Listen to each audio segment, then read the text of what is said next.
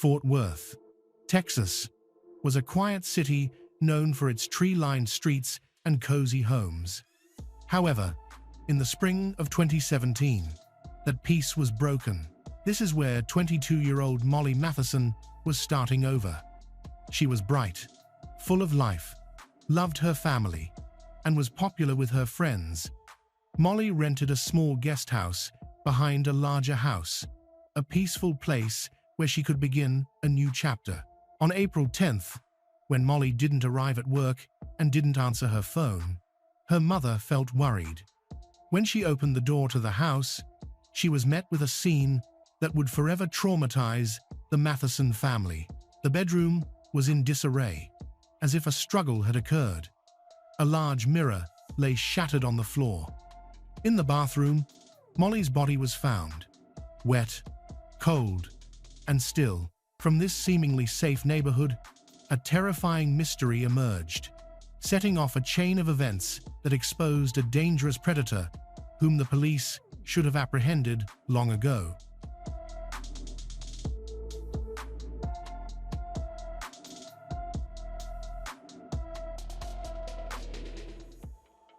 Molly Matheson was born on May 18, 1994, the second child in her family.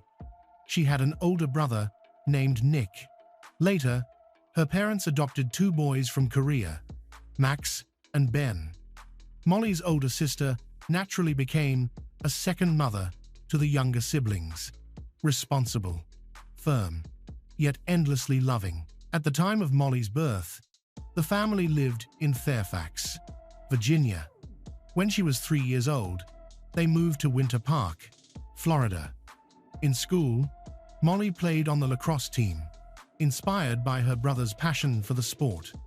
Beyond athletics, she was deeply involved in the Methodist Church. Faith played a central role in the Matheson household. Every summer, Molly volunteered at Vacation Bible School and joined mission trips. For her, these experiences were not only about religion, but also about forming meaningful connections. She had a warm, magnetic personality, always optimistic, and eager to help others. In 2010, the family moved once more, this time to Texas. Molly was 16 and already dreaming of attending the University of Arkansas. When she eventually went to college, she met her future best friend, Sutton. During her university years, Molly explored new interests, including getting a few small tattoos that she kept secret from her parents. Despite her strong academic performance and potential, Molly made the difficult decision to withdraw from school in 2015 during her senior year. She wanted a break. While she loved her time in Arkansas, she felt the need to return home and start anew. She rented a small house just minutes from her parents' former home, located on the property of a local teacher. Her decision to leave college wasn't spontaneous.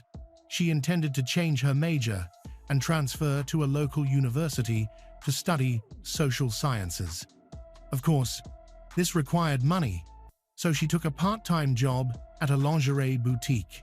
By 2017, Molly was 22 years old. She lived independently, handled her own responsibilities, and maintained close communication with her family. Like many young adults, she stayed active on social media, posting photos, updates about her life, and interacting frequently with loved ones. April 9, 2017, was a quiet Sunday. Molly stopped by her parents' house for a short visit. She told them she planned to complete some schoolwork that evening. After chatting with her family, she headed home. Monday, April 10th, began like any other day. Everything seemed normal until 3:40 p.m., when Molly's mother, Tracy, received a call from the manager of the store where Molly worked. Molly's shift started at 1:00 p.m., but she was absent and not answering her phone. This was alarming. Molly was responsible and punctual. She never missed work. At first, her mother tried to stay calm, but when repeated calls went unanswered, she decided to drive to Molly's house. On the way, she tried calling again. Still no answer. She called a neighbor to ask whether Molly's car was in the driveway. The neighbor checked and confirmed it was parked right where it normally would be. Fear began to creep in. Tracy tried to reassure herself, thinking Molly might be unwell, but her instincts told her something was terribly wrong. When she arrived at the house, she rushed to the front door. No one answered her knock, but she discovered the door was unlocked, a detail that frightened her even more. She stepped inside, calling out Molly's name. The living room and guest room looked untouched, but the bedroom was noticeably disordered, as if someone had left in a panic. And on the floor lay a shattered full-length mirror. Tracy's fear deepened the moment she spotted Molly's purse sitting in plain view, containing everything her daughter would never leave behind. Her wallet, documents, car keys, cash, and cell phone. Molly simply did not go anywhere without these essentials. That was the moment Tracy's worry shifted into full-blown panic. When she stepped into the bathroom, her world collapsed. Molly was lying on the floor of the shower stall, still dressed in a wet t-shirt, her hair damp and clinging to her face. She wasn't moving. She wasn't responding. Tracy immediately dialed 911. The dispatcher instructed her to administer first aid, but as Tracy pulled her daughter out of the shower, she felt how unnaturally cold Molly's body was. By the time paramedics arrived, Molly's father had also reached the house. After their examination, the medics confirmed the worst. Molly was gone. They delivered the devastating news to her parents as they stood outside, overwhelmed and unable to comprehend what they were hearing. At first, paramedics considered the possibility of end her life. There were several prescription medications on the bathroom counter, enough to raise initial suspicion. But her family immediately rejected that theory. Molly had no illnesses, no addictions, no history of emotional instability. Nothing about this made sense. The next person to learn the truth was Molly's best friend, Sutton. She had been trying to reach Molly since morning, but her calls went unanswered. Late that afternoon, she received a short text message from an unknown number, offering condolences. Confused and terrified, Sutton rushed to Molly's street, only to find it crowded with police vehicles, paramedics, and grieving family members. Neighbors knew Molly lived alone, and whispers quickly spread. Meanwhile, the police conducted a search of the house. Nothing seemed out of place. No forced entry, no broken windows, no signs of struggle, no blood. Electronics and valuables remained untouched, aside from the unlocked door, which felt odd but not definitive. Nothing suggested an attack. A forensic sweep turned up no foreign fingerprints and no damaged property. Everything appeared normal, until detectives opened the washing machine. Inside was a heap of soaking wet laundry, clearly washed after Molly had died. The timing made no sense. More disturbing was the mixture of items. Molly's underwear, a pair of men's underwear she did not own, her shorts, and bedding that had been stripped selectively from her bed. Detectives immediately recognized what it meant. Someone had washed evidence. They also concluded that Molly had been placed in the shower and rinsed under running water to erase trace evidence, explaining her wet clothing and hair. When they examined her face more closely, they saw faint red petechiae around her eyes. Tiny burst blood vessels, classic signs of strangulation.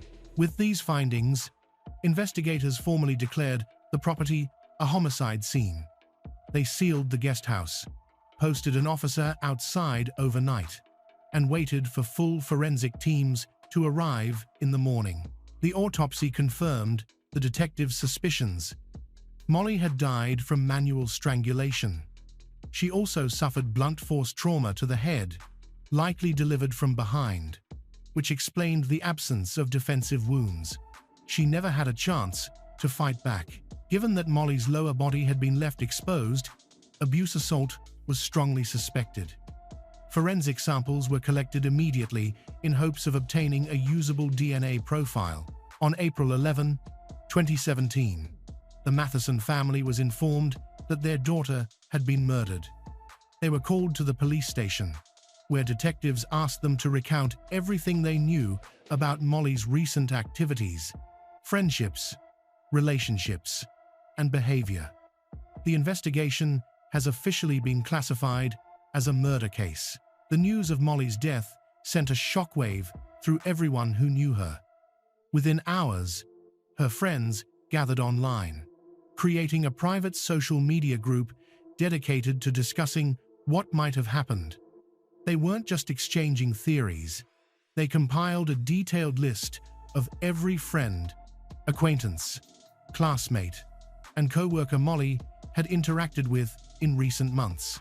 Within just a couple of days, while detectives were still checking basic leads, her friends gave police their first solid name: David Walton. He was someone Molly had been seeing casually for the past few months. They had known each other since school and had recently reconnected. Their first in-person meeting had taken place only a few days before her death. When detectives questioned David, he admitted he knew Molly but insisted they were just friends. He claimed they hadn't planned to pursue a relationship and were casually talking. He acknowledged they had been intimate once, but said it meant nothing. David confirmed he spent April 9th with her, but denied any role in her assault or murder.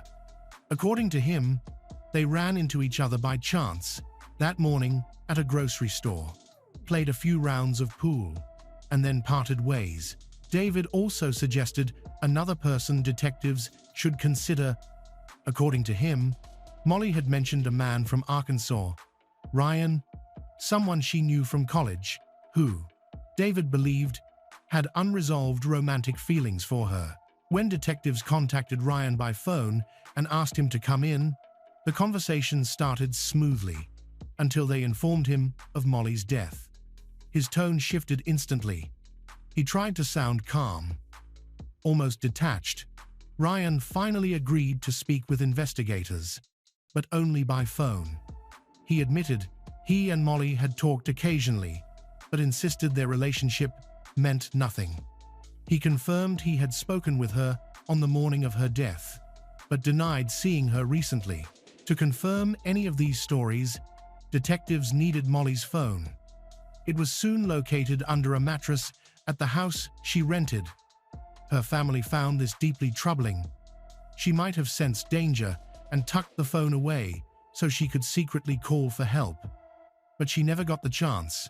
Once investigators accessed the device, the picture became clearer.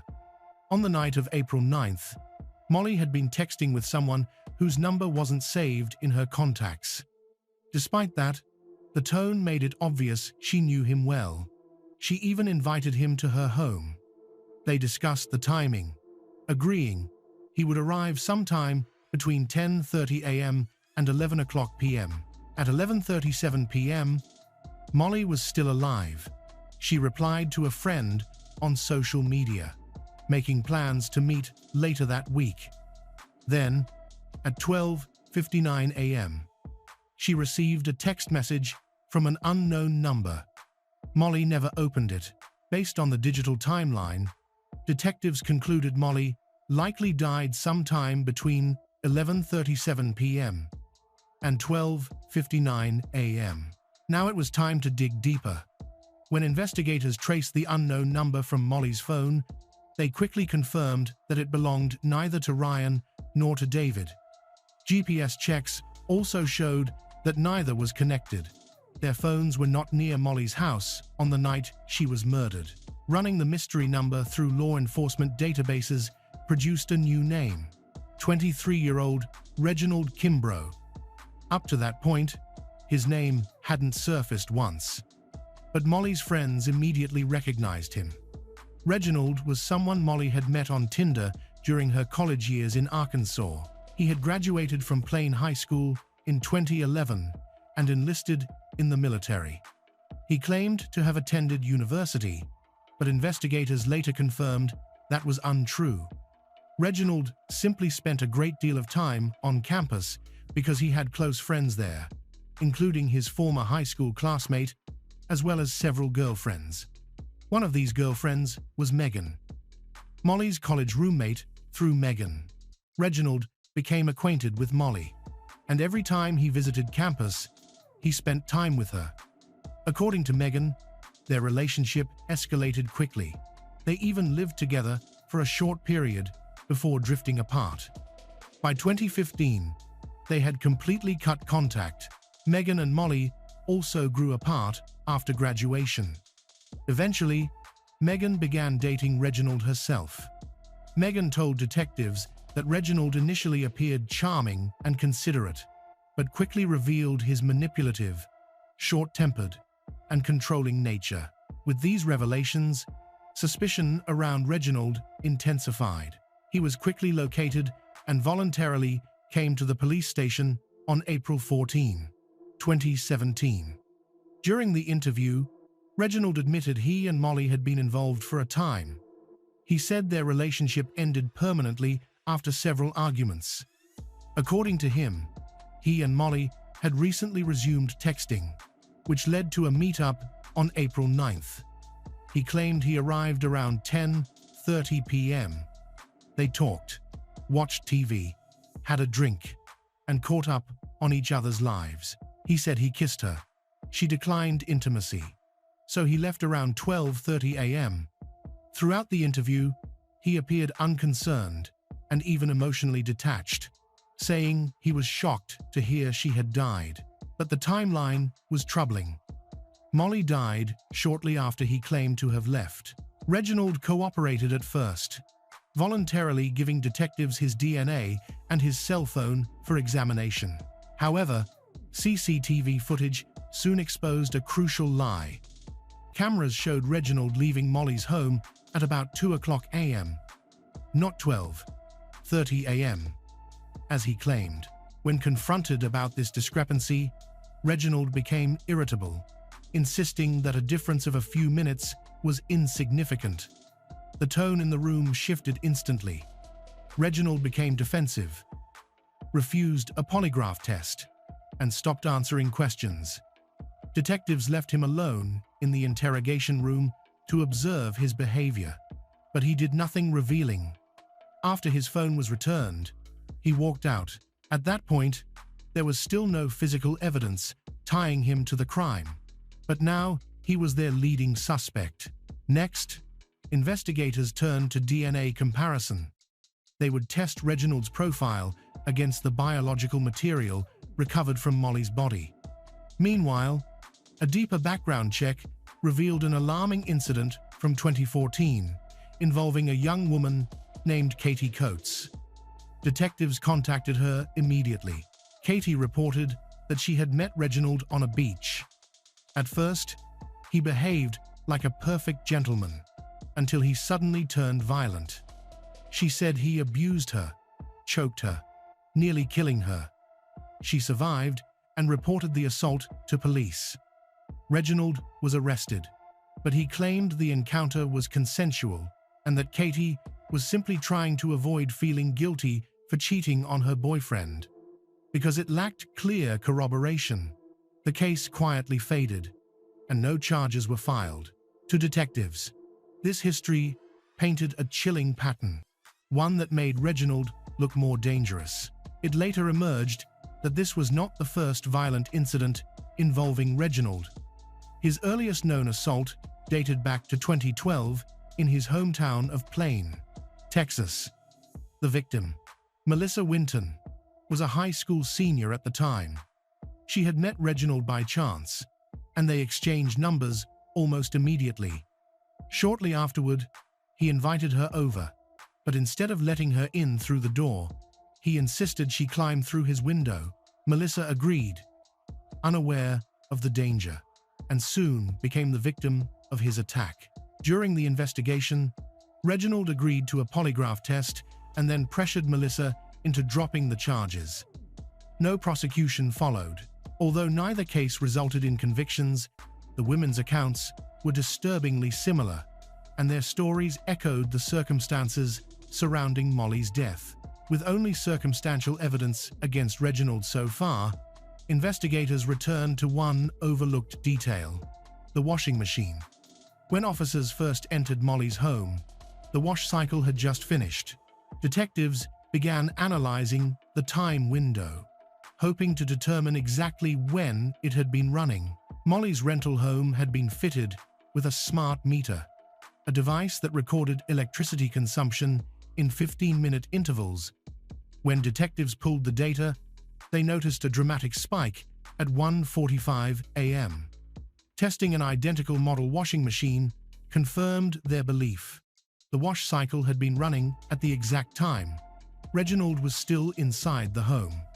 It was a significant, incriminating clue, but even with this new evidence, it was still not enough to make an arrest. And detectives feared time was running out, that Reginald might strike again. They were right. On April 14, 2017, another woman from Plain, Texas, 36-year-old Megan Gettram, went missing. She failed to show up for her brother's birthday celebration, something her family knew she would never skip. When she didn't come to work the next day, alarm turned into panic. Her brother searched her house, but found nothing. A full-scale search quickly began. Soon after, the body of an unidentified woman was discovered in a lake roughly 50 kilometers from Plain. She wore clothing consistent with Megan's last known outfit. The autopsy revealed blunt force trauma to the head and signs of compression on the face and neck. She had been brutally assaulted and abused. Detectives canvassing Megan's neighborhood found a group of teenagers who had seen a young black man, about 20 years old, lingering near her home the evening she vanished. Their description matched Reginald. Witnesses also reported seeing a blue Buick circling the area repeatedly, the same model as Reginald's car. Investigators working on Megan's case contacted the team investigating Molly's murder. Once they compared notes, the connection became unmistakable. Reginald Kimbrough was now the prime suspect in 2 homicides. A warrant for his arrest was issued on April 26, 2017. He was found at his father's home in Plain and taken into custody under a $500,000 bond. When forensic testing was completed, the results were definitive. Reginald's DNA was found on both Megan and Molly. In June 2017, he was also formally charged in the assault of Katie Coates. And then, more reports surfaced. Additional women came forward, revealing they too had been assaulted by Reginald. Since 2014, there had been at least 5 such cases. Detectives were certain that the true number of victims was even higher. Many attacks had likely never been reported. By early 2018, Reginald faced 2 capital murder charges, along with dozens of lesser counts. The surviving victims are ready to testify against him. In the year after losing their daughter, Molly's family turned their grief into action. They launched several initiatives supporting survivors of abuse violence, including 3 community programs dedicated to helping women rebuild their lives. They also discussed creating a university scholarship for students affected by abuse. 2 years after Molly's death, her mother, Tracy, approached Texas lawmakers with a crucial question: how can we prevent this from happening again? Her relentless efforts ultimately led to the creation of Molly's Law, legislation designed to strengthen the identification of serial offenders and improve the systems meant to protect victims of abusive violence. Due to social distancing measures, Reginald Kimbrough finally pleaded guilty to manslaughter on March 18, 2022. This allowed him to avoid capital punishment. Instead, he received multiple life sentences without parole. Detectives still believe he has many more victims. Molly's Law is now fully active. In June 2020, law enforcement seized a phone while investigating a criminal group in Tyler, Texas. The phone contained videos showing abuse. Investigators used a state database and contacted FBI agents to identify the person in the videos. This investigation led to the first arrest made possible by Molly's Law. J.C. Day was arrested and found guilty of the crime. A loud argument broke out in a quiet neighborhood on the outskirts of town. Neighbors were used to the screams coming from the house, but tonight it was different. The sounds of screaming, banging, and muffled sobbing grew louder, as if signaling something was about to go too far. Then, just a few minutes later, a call came through the emergency line. The voice on the other end was shaky and broken, as if the caller was in a state of confusion and despair. It was the beginning of one of the most controversial cases the town of Dubuque had ever seen.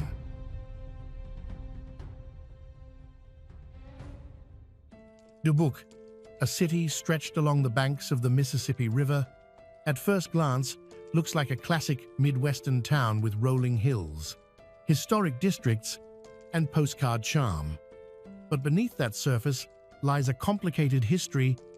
For decades, Dubuque was known as a stronghold of a notorious hate group with deep roots in the region. In the 1922, the group was highly influential, organizing rallies, pressuring local officials, and gaining open support from many white residents. This troubling legacy left scars on the city's social fabric. Entire neighborhoods were divided along racial lines.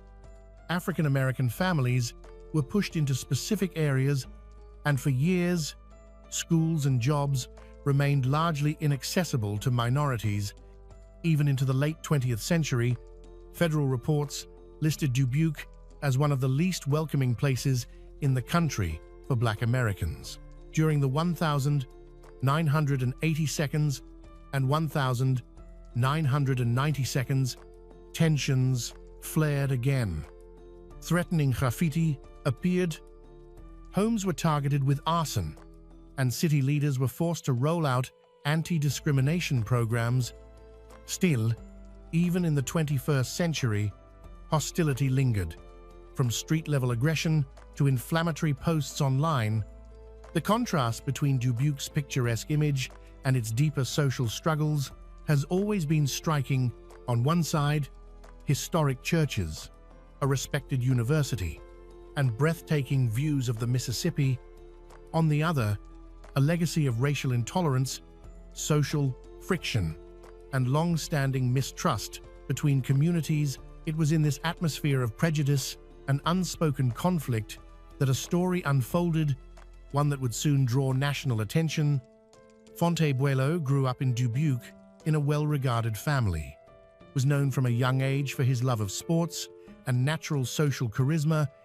His confidence and charm made him a popular figure among his friends throughout high school and into college. Samantha Link's story was different.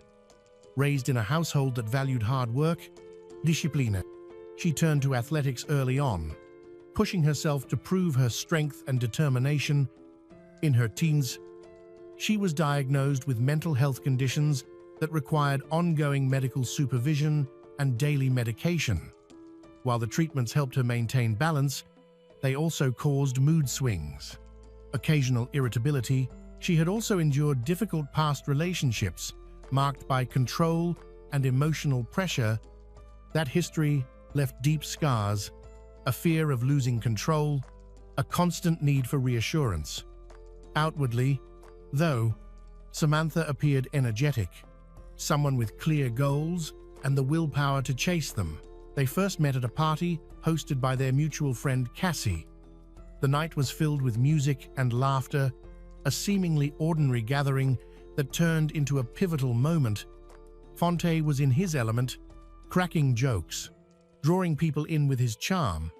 Samantha watched him with a mix of caution and curiosity. When they finally spoke, it quickly became clear they shared similar interests and values. It was obvious something was sparking between them. Within days, casual texts and evening walks blossomed into something more serious. Before long, they decided to move in together. Their friends were surprised at how quickly things escalated. It was as if they had skipped the getting-to-know-you stage entirely and jumped straight into a full-blown commitment. But under one roof, their differences became hard to ignore. Samantha craved stability and a calm home environment where her emotional well-being was prioritized. Fonte, however, clung to his familiar lifestyle, late nights, parties, and constant outings with friends. What felt like neglect to her seemed completely normal to him. Initially, their differences seemed like complementary opposites, creating a fragile sense of balance. However, as time passed, their different needs created problems in the relationship. Their contrasting ideas about what a partnership meant slowly damaged their connection. To outsiders, they still looked like the picture-perfect couple. Fonte, the charismatic figure who drew attention everywhere he went, and Samantha, the quiet, grounding presence at his side. But those closer to them began to notice early red flags. Samantha grew increasingly uneasy about Fonte's openness with other women. He, in turn, brushed off her concerns with laughter, dismissing them as jealousy, which only deepened her distrust. On the surface, their relationship remained intact. They still talked about the future, stood by each other during difficult times, and tried to maintain closeness. But beneath that facade, tension was quietly building. For Samantha, being with Fonte meant a chance at stability, a reliable partner she could depend on. For him, it was more about excitement, attention, and connection.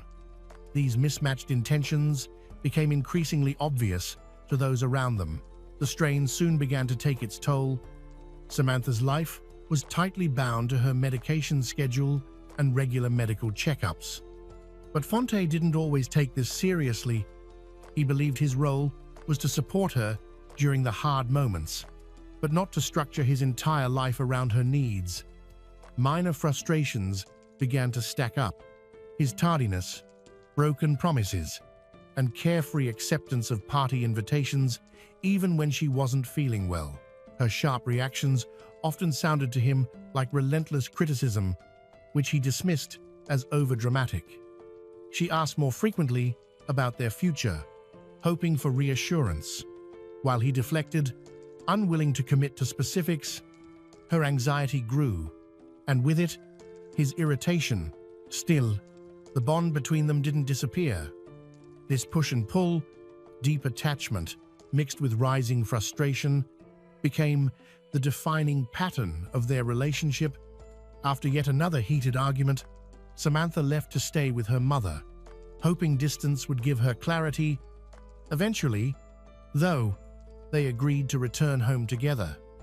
The car ride back was suffocating, long stretches of silence broken by bursts of blame. Neither wanted to be the first to back down. For Fonte, this reconciliation felt like a crossroads. He was beginning to realize the relationship had reached its breaking point. Samantha, on the other hand, couldn't hide her anger and pressed him relentlessly, escalating every conversation. Back at the house, peace was short-lived. Within hours, another argument erupted. Samantha demanded proof of his commitment, pleading for reassurance that he was serious about a long-term future. Fonte answered with cold detachment, saying her expectations were unrealistic and that he felt trapped by her demands. Soon after, he made a decision. Ending the relationship was, in his mind, the only way to escape the emotional weight pressing down on him. He told her directly he no longer saw a future for them. For Samantha, the breakup was devastating. She had built her stability around him and wasn't ready to let go. As emotions spiraled, a new blow landed. A video posted by Fonte, speaking directly to his audience. He made remarks that could easily be interpreted as thinly veiled references to their problems. To Samantha, it felt like mockery, his way of dismissing her and airing their struggles in public. For her, it was undeniable proof he had no intention of reconciling. What began as emotional strain quickly escalated into confrontation. During one heated dispute, Fonte reportedly told Samantha he wanted her out of the house, that her presence had become unbearable. This wasn't just a moment of anger. That moment marked a critical tipping point. With his video circulating and their fights intensifying, the fragile balance between them was about to shatter. Later, Fonte claimed that after their heated argument, Samantha, overwhelmed and emotionally unstable, impulsively grabbed a kitchen knife and injured herself. He insisted it was an act of self-harm, not violence from him. According to his account, he even tried to stop her but failed.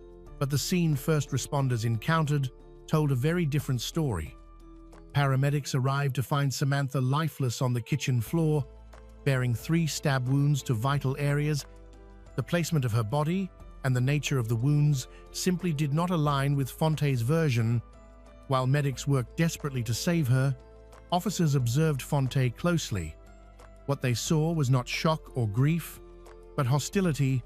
Witnesses later recalled him shouting at police, arguing with them, and displaying aggressive, confrontational behavior. To officers, it was a clear signal this was no mere domestic dispute. It was something far more serious. Once in custody, Fonte's statements immediately raised red flags. When pressed for details about the timing of events and his exact actions, his answers were vague, inconsistent, and often shifted under scrutiny. Detectives quickly suspected he was concealing the truth. Then came the most damning discovery: his phone. A recording captured just before the incident revealed a tense atmosphere filled with threats and aggression from Fonte. Far from calm or composed, his voice dripped with hostility. The tone of the video stood in stark contrast to his claim that he had only tried to protect Samantha, shredding his credibility. Text messages recovered from the device added another layer. They showed days of heated arguments, accusations, and emotional tension. The incident was clearly the culmination of ongoing turmoil. Medical examiners reinforced this conclusion. They determined Samantha's injuries were consistent with a violent struggle, not self-inflicted wounds. The angle, depth, and force of the stabs made the prospect of self-harm virtually impossible. Investigators gathered more evidence from neighbors and nearby security cameras. Multiple residents reported hearing terrified screams that night. Every new piece of testimony pointed away from self-harm and toward a brutal confrontation. Fonte's explanation now looked less like truth and more like a hastily constructed defense. From the very beginning, Samantha's family had voiced their doubts. They told investigators she had never expressed self-harm thoughts and was focused on her future. Her mother, especially, emphasized that Samantha had plans, goals, and no history of impulsive self-harm. Their testimony directly contradicted Fonte's attempt to paint her as unstable. As the investigation deepened, public reaction intensified. Local media covered the story closely, and on social media, outrage spread rapidly. Many in the community saw Fonte's narrative as a desperate attempt to deflect blame. For Samantha's loved ones, it was not just about disproving his claims, it was about demanding justice. What began as a domestic dispute had now escalated into one of the most scrutinized criminal cases in the area. Each revelation fueled public anger and strengthened the resolve of Samantha's family, ensuring the case would not fade quietly but remain a test of truth, justice, and accountability. A series of meticulous forensic examinations were commissioned in an effort to clarify the circumstances of the tragedy. Medical specialists carefully assessed the wounds sustained by Samantha Link, noting striking details. The injuries varied in depth, direction, and force, suggesting multiple blows delivered during a struggle. Psychological evaluations added further weight to the findings. Records showed that Samantha had never been diagnosed with a serious mental disorder, nor was she under ongoing psychiatric observation. There was no documented history of instability that could support the claim she had acted in a sudden breakdown. These conclusions marked a turning point in the investigation. Combined with the digital evidence and testimony from friends and neighbors, they dismantled the defense's early narrative. The consensus among experts was unequivocal. The theory that Samantha harmed herself was implausible. For prosecutors, it was the foundation they needed to push the case toward trial with renewed confidence. When the trial of Fontainebleau commenced in Rockwell County, Texas, anticipation was high. Locals were unfamiliar with such a sensational case. The court was packed with onlookers, reporters, and local residents eager to witness the proceedings. The judge presided, a figure known for his rigid style and no-nonsense rulings. His choice to restrict discussion about Samantha's prior psychological consultations sparked immediate debate. By prohibiting references to her visits with mental health professionals, he effectively blocked the jury from hearing evidence that might have offered a fuller understanding of her emotional state. Many legal observers criticized the ruling as a limitation that tilted the balance of the case. In the courtroom, the prosecution leaned heavily on science. They highlighted bruises on Samantha's arms and shoulders, injuries that clearly pointed to restraint or physical conflict rather than voluntary harm. Crime scene photographs revealed a kitchen in disarray, with blood patterns that supported the scenario of a violent struggle. These details left jurors with a vivid image of the chaos that had unfolded. The defense countered with a familiar strategy, portraying Fonte as a man trapped in an escalating situation.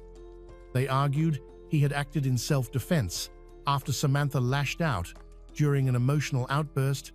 Text messages were presented as evidence of her volatility. But those arguments were steadily eroded by witnesses who painted a different picture. Samantha's friends testified she was looking ahead, discussing a new job opportunity and planning an upcoming trip. Evidence that directly contradicted claims she was unstable or preparing to harm herself. The most dramatic moment came when prosecutors played an audio recording recovered from Fonte's phone. His voice could be heard, sharp and cutting. To the prosecution, this was the sound of frustration boiling over, a precursor to violence. The defense tried to minimize its significance, calling it a casual remark taken out of context. However, both the jury and the public seemed to interpret the recording as part of a larger pattern of tension and conflict. Meanwhile, Fonte's conduct on the stand left jurors uneasy. He stumbled over timelines, contradicted earlier statements, and often refused to give direct answers. Each inconsistency further damaged his credibility, reinforcing the prosecution's portrait of a man trying to obscure the truth rather than reveal it. As proceedings dragged on, the divide between prosecution and defense sharpened. One side presented a case built on consistency, expert testimony, and hard evidence. The other leaned on speculation and selective interpretation. But the most decisive battles took place behind closed doors. Jury deliberations quickly grew heated, with members split between doubt and certainty. Some pressed for conviction, citing the overwhelming medical evidence, while others hesitated, swayed by lingering questions. Reports later surfaced of intense internal pressure. A letter written by juror admitted he felt coerced not only by more assertive jurors, but also by the judge, who repeatedly urged them to reach consensus rather than deadlock. The judge's role itself became a focal point. Far from remaining neutral, he was seen pushing the jury toward unity, interrupting defense attorneys, and shutting down lines of questioning that might have benefited Fonte. Journalists covering the trial described a courtroom where judicial authority sometimes overshadowed fairness. creating an imbalance that would later resurface during appeals. The public's interest in the case intensified outside the courthouse. Samantha's family spoke often to the media, portraying her as a victim of manipulation and violence, and Fonte as the perpetrator. Local newspapers published emotional stories about Samantha's last days, with quotes from friends, family highlighting her kindness and strength. A critical moment arrived when previously undisclosed messages from Samantha's personal conversations were introduced in court. These texts revealed her intention to leave the relationship and focus on building a new future for herself. For prosecutors, it was devastating to the defense's claims. Any suggestion that she was unstable or incapable of making decisions collapsed under the weight of her own words. The jury was no longer weighing competing versions of events. They were already considering the severity of the punishment. Internal pressure within the jury room and the judge's firm stance had shifted the momentum firmly toward the prosecution. After weeks of testimony, forensic evidence, and conflicting legal arguments, the courtroom braced for the final moment. The atmosphere was tense enough to silence the crowd. The judge read the verdict aloud. Fontaine was found guilty of the charges against Samantha Link and sentenced to 50 years in prison. A heavy silence filled the room, followed by a wave of mixed reactions. Fonte didn't outwardly panic upon hearing the sentence, but the strain on his face was unmistakable. He had denied responsibility throughout the trial, and even in the face of the final ruling, he continued to maintain his innocence. His immediate response was to announce plans to appeal the decision, claiming that the evidence had been misinterpreted and that the full context of that night had not been fairly considered. Samantha's family was visibly relieved by the verdict. They felt justice had been served, though they still grieved an irreplaceable loss. Family members in the courtroom cried openly, thanked the prosecutors and the court, expressing that the verdict brought them a long-awaited sense of closure. Public reaction, however, was far more divided. Many believed the sentence was just and reflected the strength of the evidence presented. Others questioned the fairness of the trial, arguing that media pressure and courtroom imbalances had stacked the odds against Fonte from the beginning. His supporters pointed to specific grievances, such as the controversial removal of a juror and restrictions imposed on defense, claiming the process was tainted and should have been declared a mistrial. In the weeks following sentencing, the community itself split into camps. Some viewed Fonte as a manipulative offender who had finally been held accountable. Others saw him as a man condemned by a system, eager for a conviction. Advocacy groups began forming, calling for a review of the case, while counter voices argued that the evidence was overwhelming and that reopening the matter would only prolong the suffering of Samantha's family. Rather than closing the book, the verdict ignited a fresh round of debate.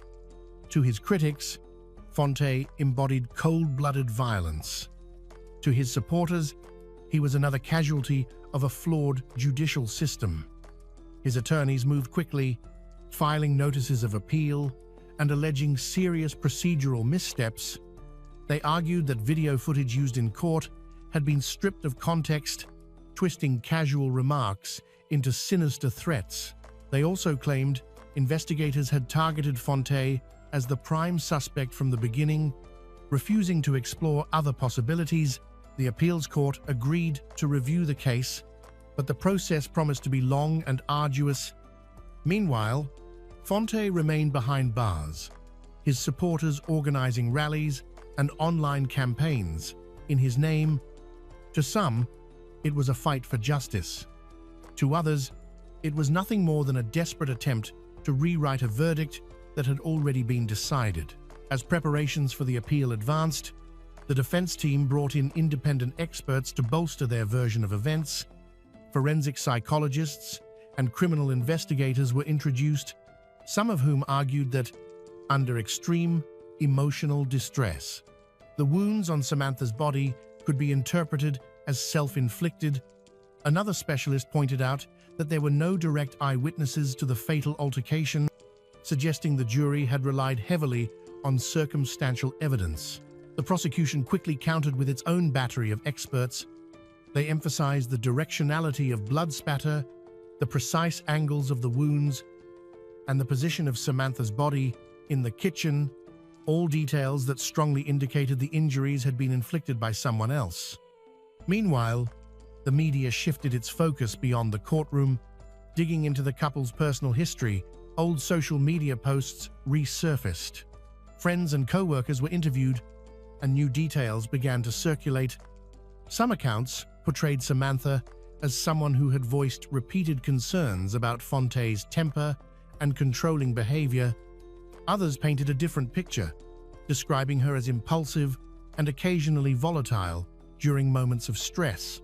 The result was a battle of interpretations, not just between lawyers, but also among experts, journalists, and the public.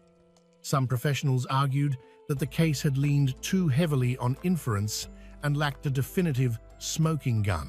Others maintained that the convergence of evidence, from forensic findings to text messages, made the guilty verdict both justified and necessary.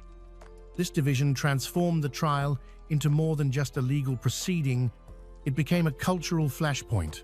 Talk shows debated it nightly, editorials dissected every new revelation, and online forums buzzed with arguments from both sides.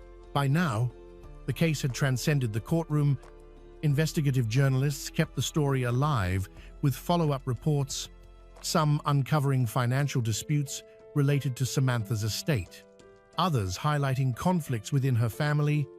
Social media intensified the polarization, with advocacy groups springing up in support of Fonte, convinced he was the victim of a miscarriage of justice, while opposing groups rallied to defend the verdict as a long-overdue act of accountability. In the end, the saga of Fonte and Samantha became more than the tragic story of two people. It stood as one of the most polarizing legal battles of its time, a case that revealed cracks in the justice system, stirred debates within professional circles, and split public opinion down the middle.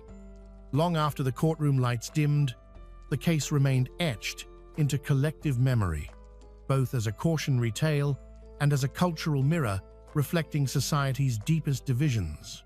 In the garage of a posh Michigan home, among boxes of children's toys, the police found a large blue duffel bag. When they cut open the plastic wrap, they were stunned. Inside was the torso of a woman, headless, armless, legless, still fully clothed. The body was hidden right among her own children's belongings. The victim was Tara Grant, a wife and mother who had been missing for 3 weeks. The house belonged to Tara and her husband, Stephen Grant. The man who had just appeared on television asking for help finding his wife was her husband. From the moment the bag was opened, the image of the model family fell apart. Stephen's testimony revealed many contradictions, and the suffering husband quickly became the focus of suspicion. Behind the happy photos was a marriage simmering with jealousy, narcissism, and control, conflicts that had built up over years and finally exploded into a shocking tragedy.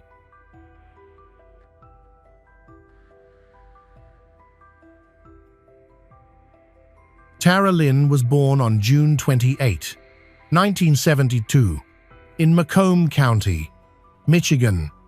She is one of 2 daughters of Gerald and Mary, and is especially close to her older sister Alicia. Over time, they became best friends. Tara was bright and cheerful, with dark curly hair and a wide smile. She excelled in school and still made time for activities like basketball and cheerleading. Growing up on a Michigan farm, Tara dreamed of getting an education, becoming financially independent, and making a name for herself. After high school, she enrolled in a community college, then transferred to Michigan State University, where she earned a bachelor's degree in business. Soon after graduating, she became a consultant at Washington Group International, a company offering engineering, construction, and management services to businesses and governments worldwide.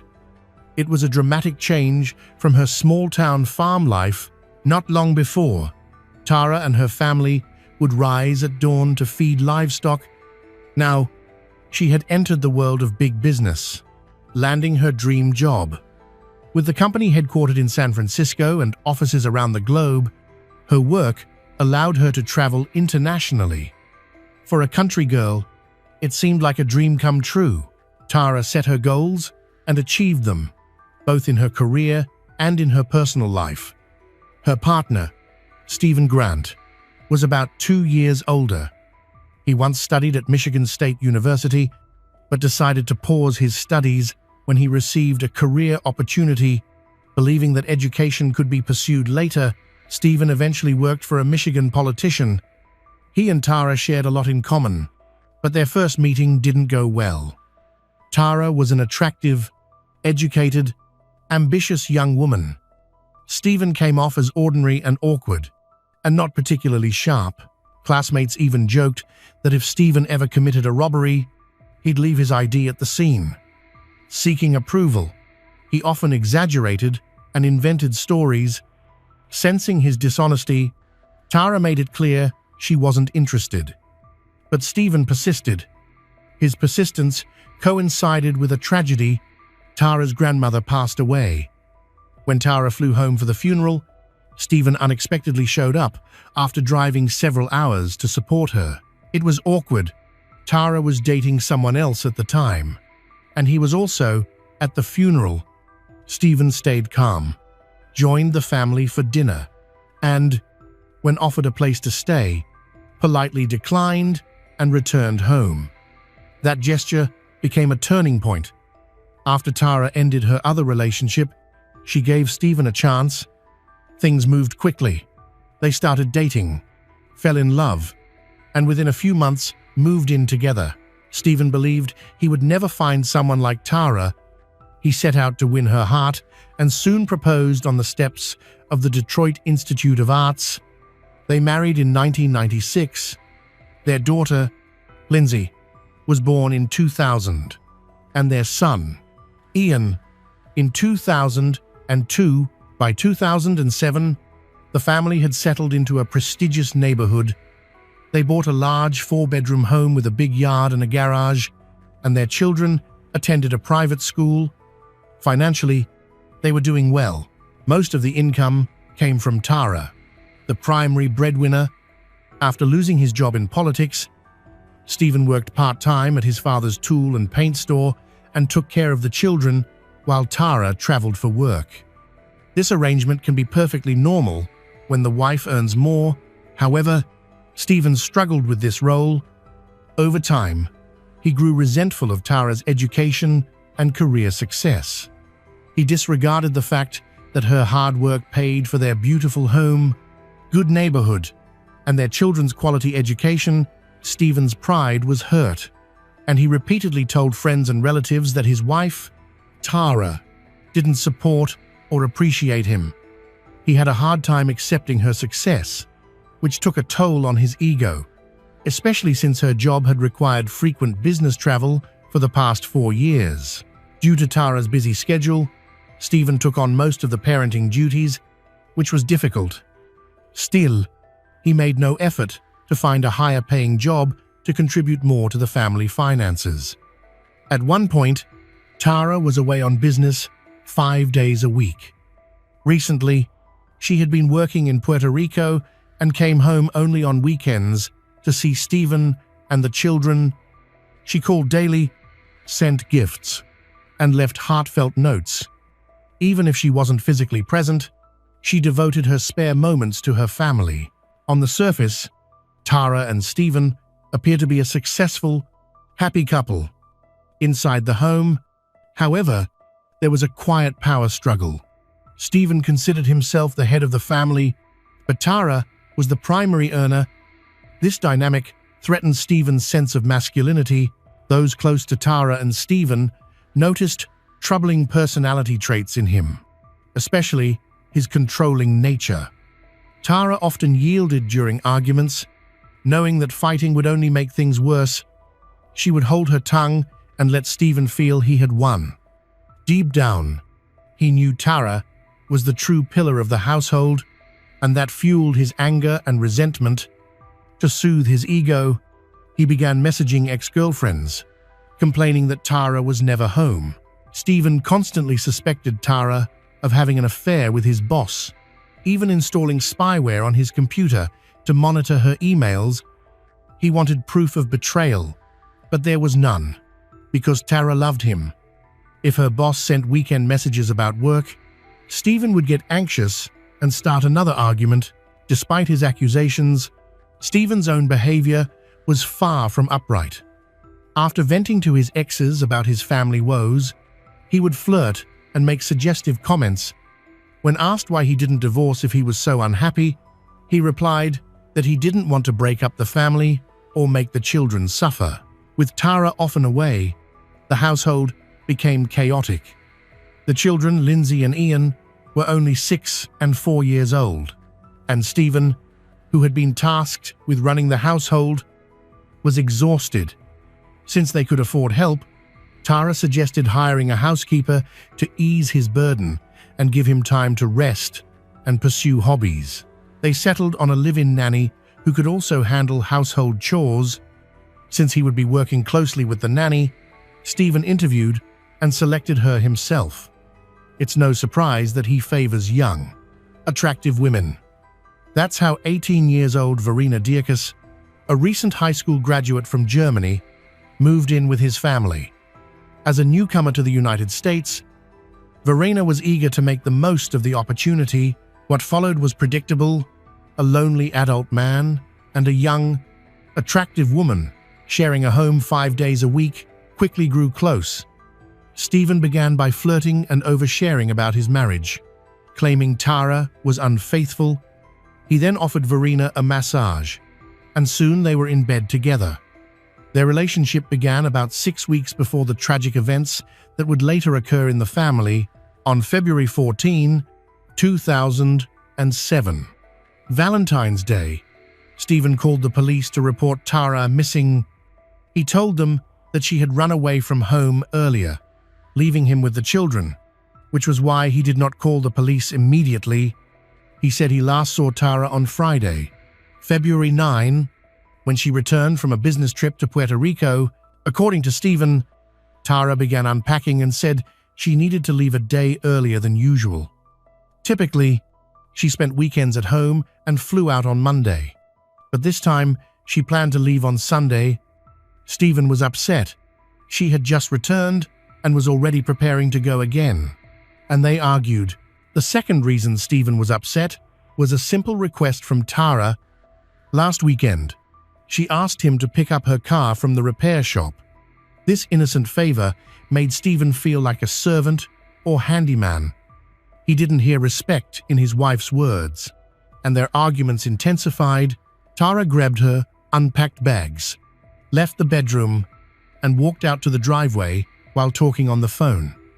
Stephen saw her get into a dark car, waiting outside, and drive off into the night. No one saw her again.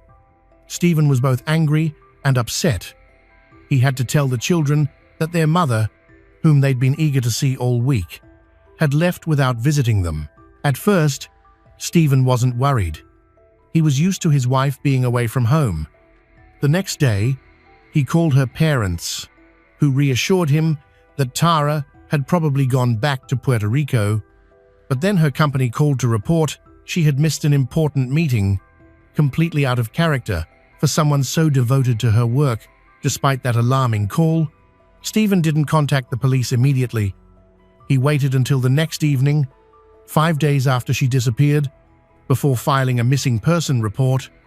He did not seem particularly concerned that Tara was out of contact. Unlike Stephen, Tara's sister, Alicia, dropped everything and flew to Tara's house to support him. Lindsay and Ian. She launched an active search, calling friends and acquaintances and putting up flyers. Stephen took no part in the effort and made this position clear through his attorney. Even after the police suggested they might be searching for a body rather than a living person, Stephen did not change his stance. Concerned citizens scoured the area on foot, searched difficult terrain with ATVs and helicopters, and used dogs. Police and volunteers continued to hope they would find Tara, alive or dead. The day after the report was filed, police pulled Stephen over and arrested him for driving with an expired license. He claimed the traffic stop was just a pretext to detain him and question him about Tara's disappearance. Investigators found his account unconvincing. Beyond visible injuries, a mark on his nose and scratches on his hands, his behavior raised red flags. He was very nervous during the interview, fidgeting constantly. The more they asked about his relationship with his wife, the more agitated he became. His answers sounded logical, but something about his demeanor seemed off. His story also didn't align with the facts. Tara had effectively vanished. No phone activity, no credit or debit card use, no travel tickets, and no record of leaving the country. According to Stephen, she left in a dark car and disappeared. There was another inconsistency. He told detectives that Tara had been on the phone before she left, but when investigators checked the phone records, they found no incoming or outgoing calls. The supposed phone conversation was a fabrication. After her disappearance, only Stephen left a few voicemails on her phone. As officers dug deeper, their suspicions about Stephen grew, especially as he became less cooperative. He stopped answering questions and refused to take a polygraph. He declined to take one at the police station, saying he would do it with an independent examiner instead. He grew angry and called his attorney. His distrust and refusal to cooperate suggested he might know more than he was telling police. Nevertheless, Stephen was released on bail. Over the next 2 weeks, he appeared in the media several times. At times, accusing authorities of harassment, Stephen did not help search for Tara. Instead, he tried to look like he cared. He refused to cooperate with police and hired a private investigator to find out what happened. That was all he did. He never called detectives for updates. While the sheriff's office held daily press conferences, Stephen kept appearing in the media to shape public opinion. He cried on camera and begged for Tara's return. He praises Tara as a good wife, but at the same time defames her by claiming that he has replaced her in taking care of the children. To many, his tears looked fake. Whenever Tara's family said something kind about her, Stephen contradicted them. It was unclear whether he wanted to defend himself or damage Tara's reputation. By then, Stephen was the police's primary and only suspect. Investigators placed him under surveillance. They were also concerned that he refused to allow a full search of the home without a warrant. After Tara was reported missing, nanny Verena Dierkes spoke to detectives. She did not disclose her affair with Stephen. Fearing the consequences, she had developed feelings for him and believed his version of a marital dispute, so she tried to protect him.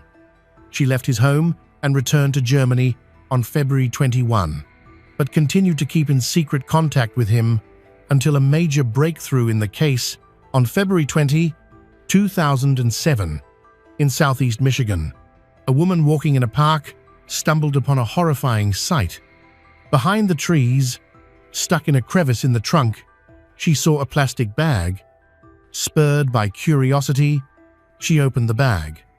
She noticed gloves and pieces of metal inside, and the bag had obvious bloodstains. Panicked, she put the bag down and called the police.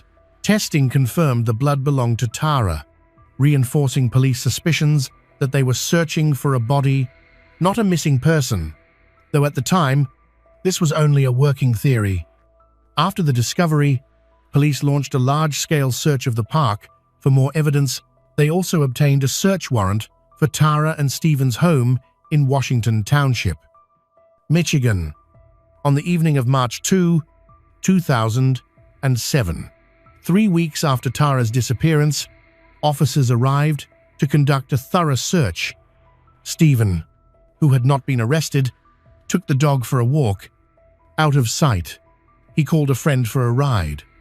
The friend noticed Stephen was shaken but assumed it was because of the search.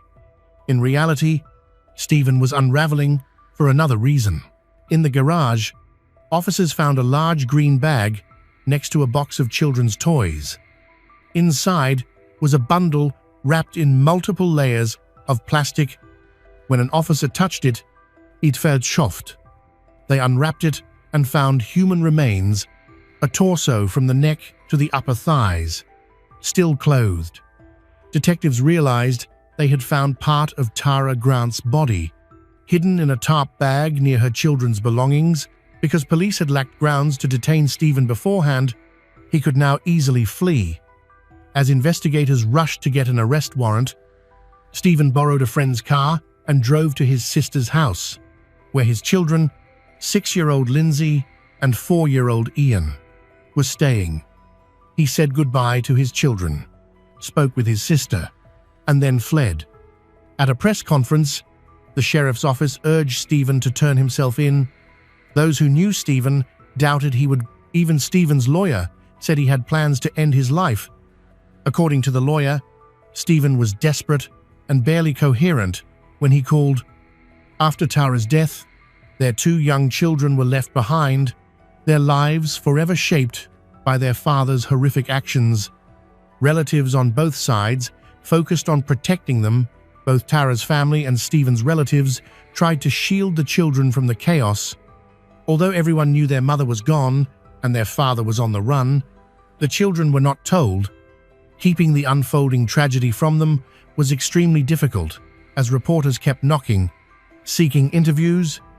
Family members even hung a sign on the front door asking people not to disturb because the children were sleeping. While authorities searched for Stephen, they also had to recover the rest of Tara's remains. Only her torso had been found in the garage. Detectives began by searching the park, where a blood-stained bag had been discovered, where Tara often played with her children on weekends. Police combed the area and soon found additional remains buried in shallow graves. Stephen appeared to have made little effort to hide them. Some parts were never found, and some showed signs of animal activity. 2 days later, by tracing a call Stephen made to his sister, police arrested him 224 miles from the crime scene in a state park in northern Michigan. His escape did not last long. He was found early on March 4, lying under a tree without shoes or outerwear. His shirt and pants were soaked. Semi-conscious and near death, he had walked through snow for 10 hours. After arriving at the park by car, he took alcohol and drugs from his sister's house with the intention of ending his life. He also bought a toy gun, planning to provoke police into shooting him if they found him before hypothermia set in. After his arrest, he was airlifted to a hospital for frostbite and hypothermia.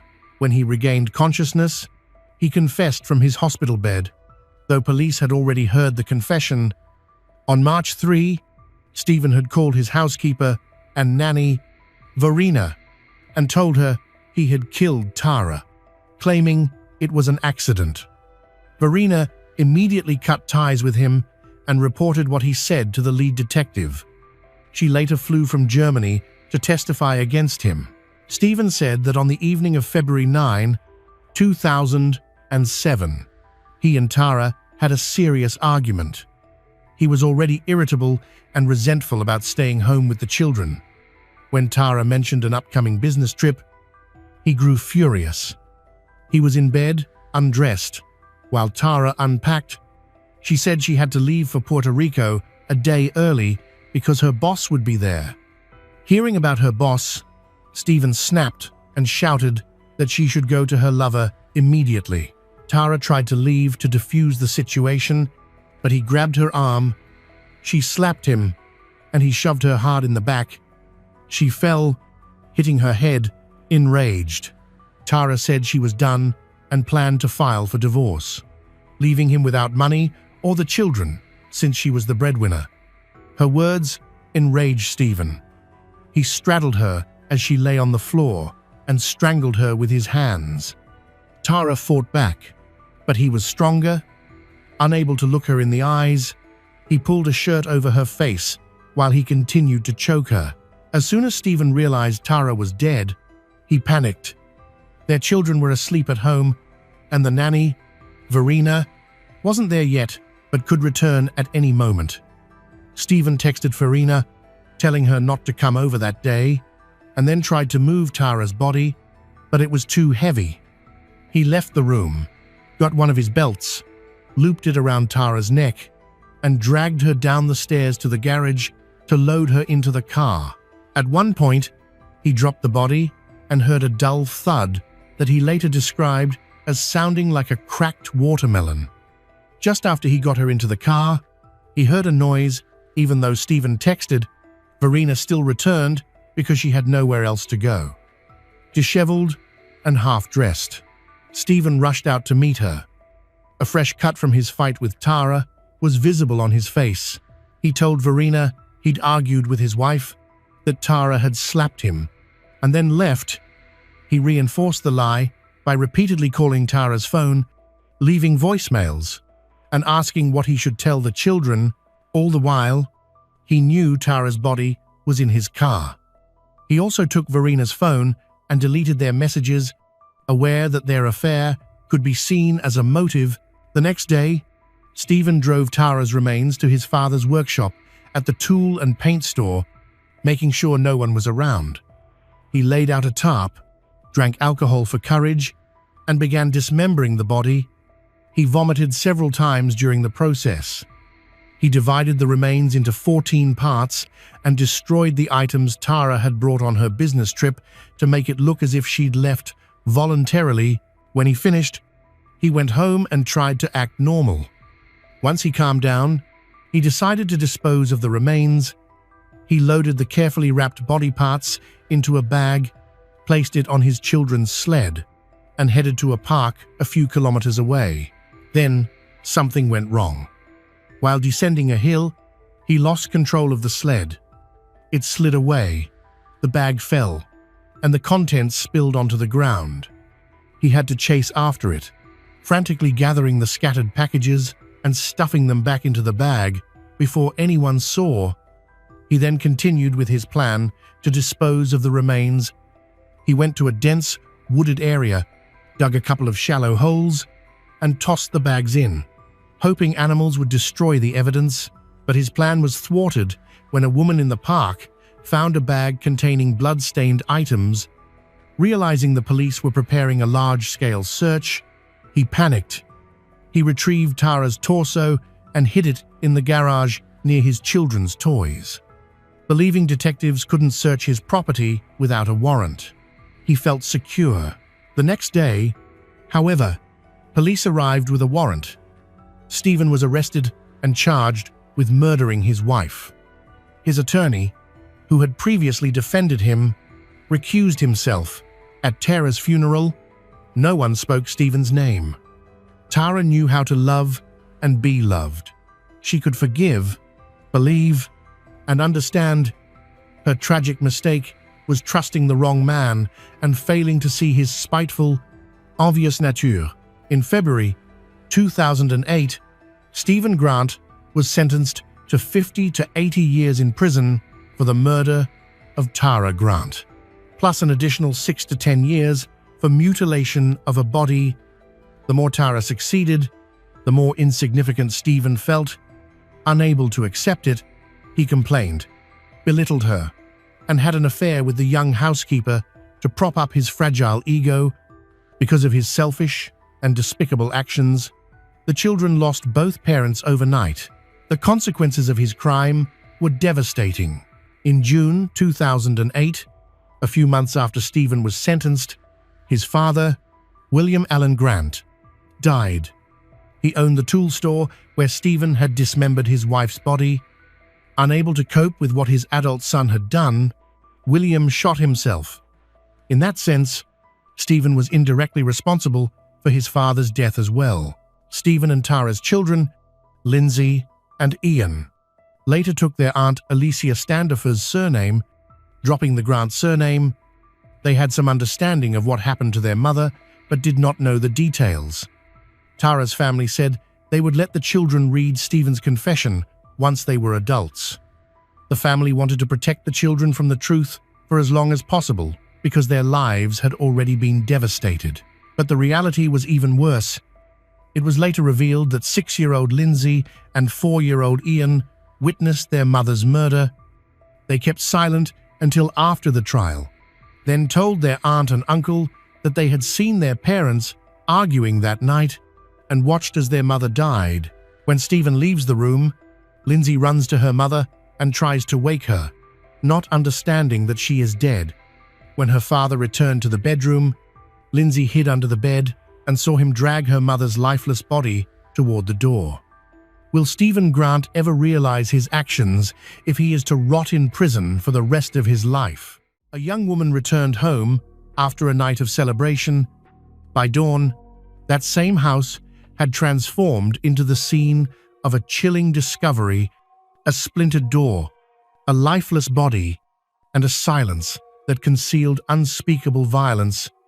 What unfolded within those walls in the early hours of August 16, 2024, would soon be remembered as one of the most harrowing crimes in recent years in Jocotenango. Andrea Sanchez was born on September 23, 1998, in Guatemala City. She was the youngest of several sisters. Their life unfolded quietly, like so many other ordinary families.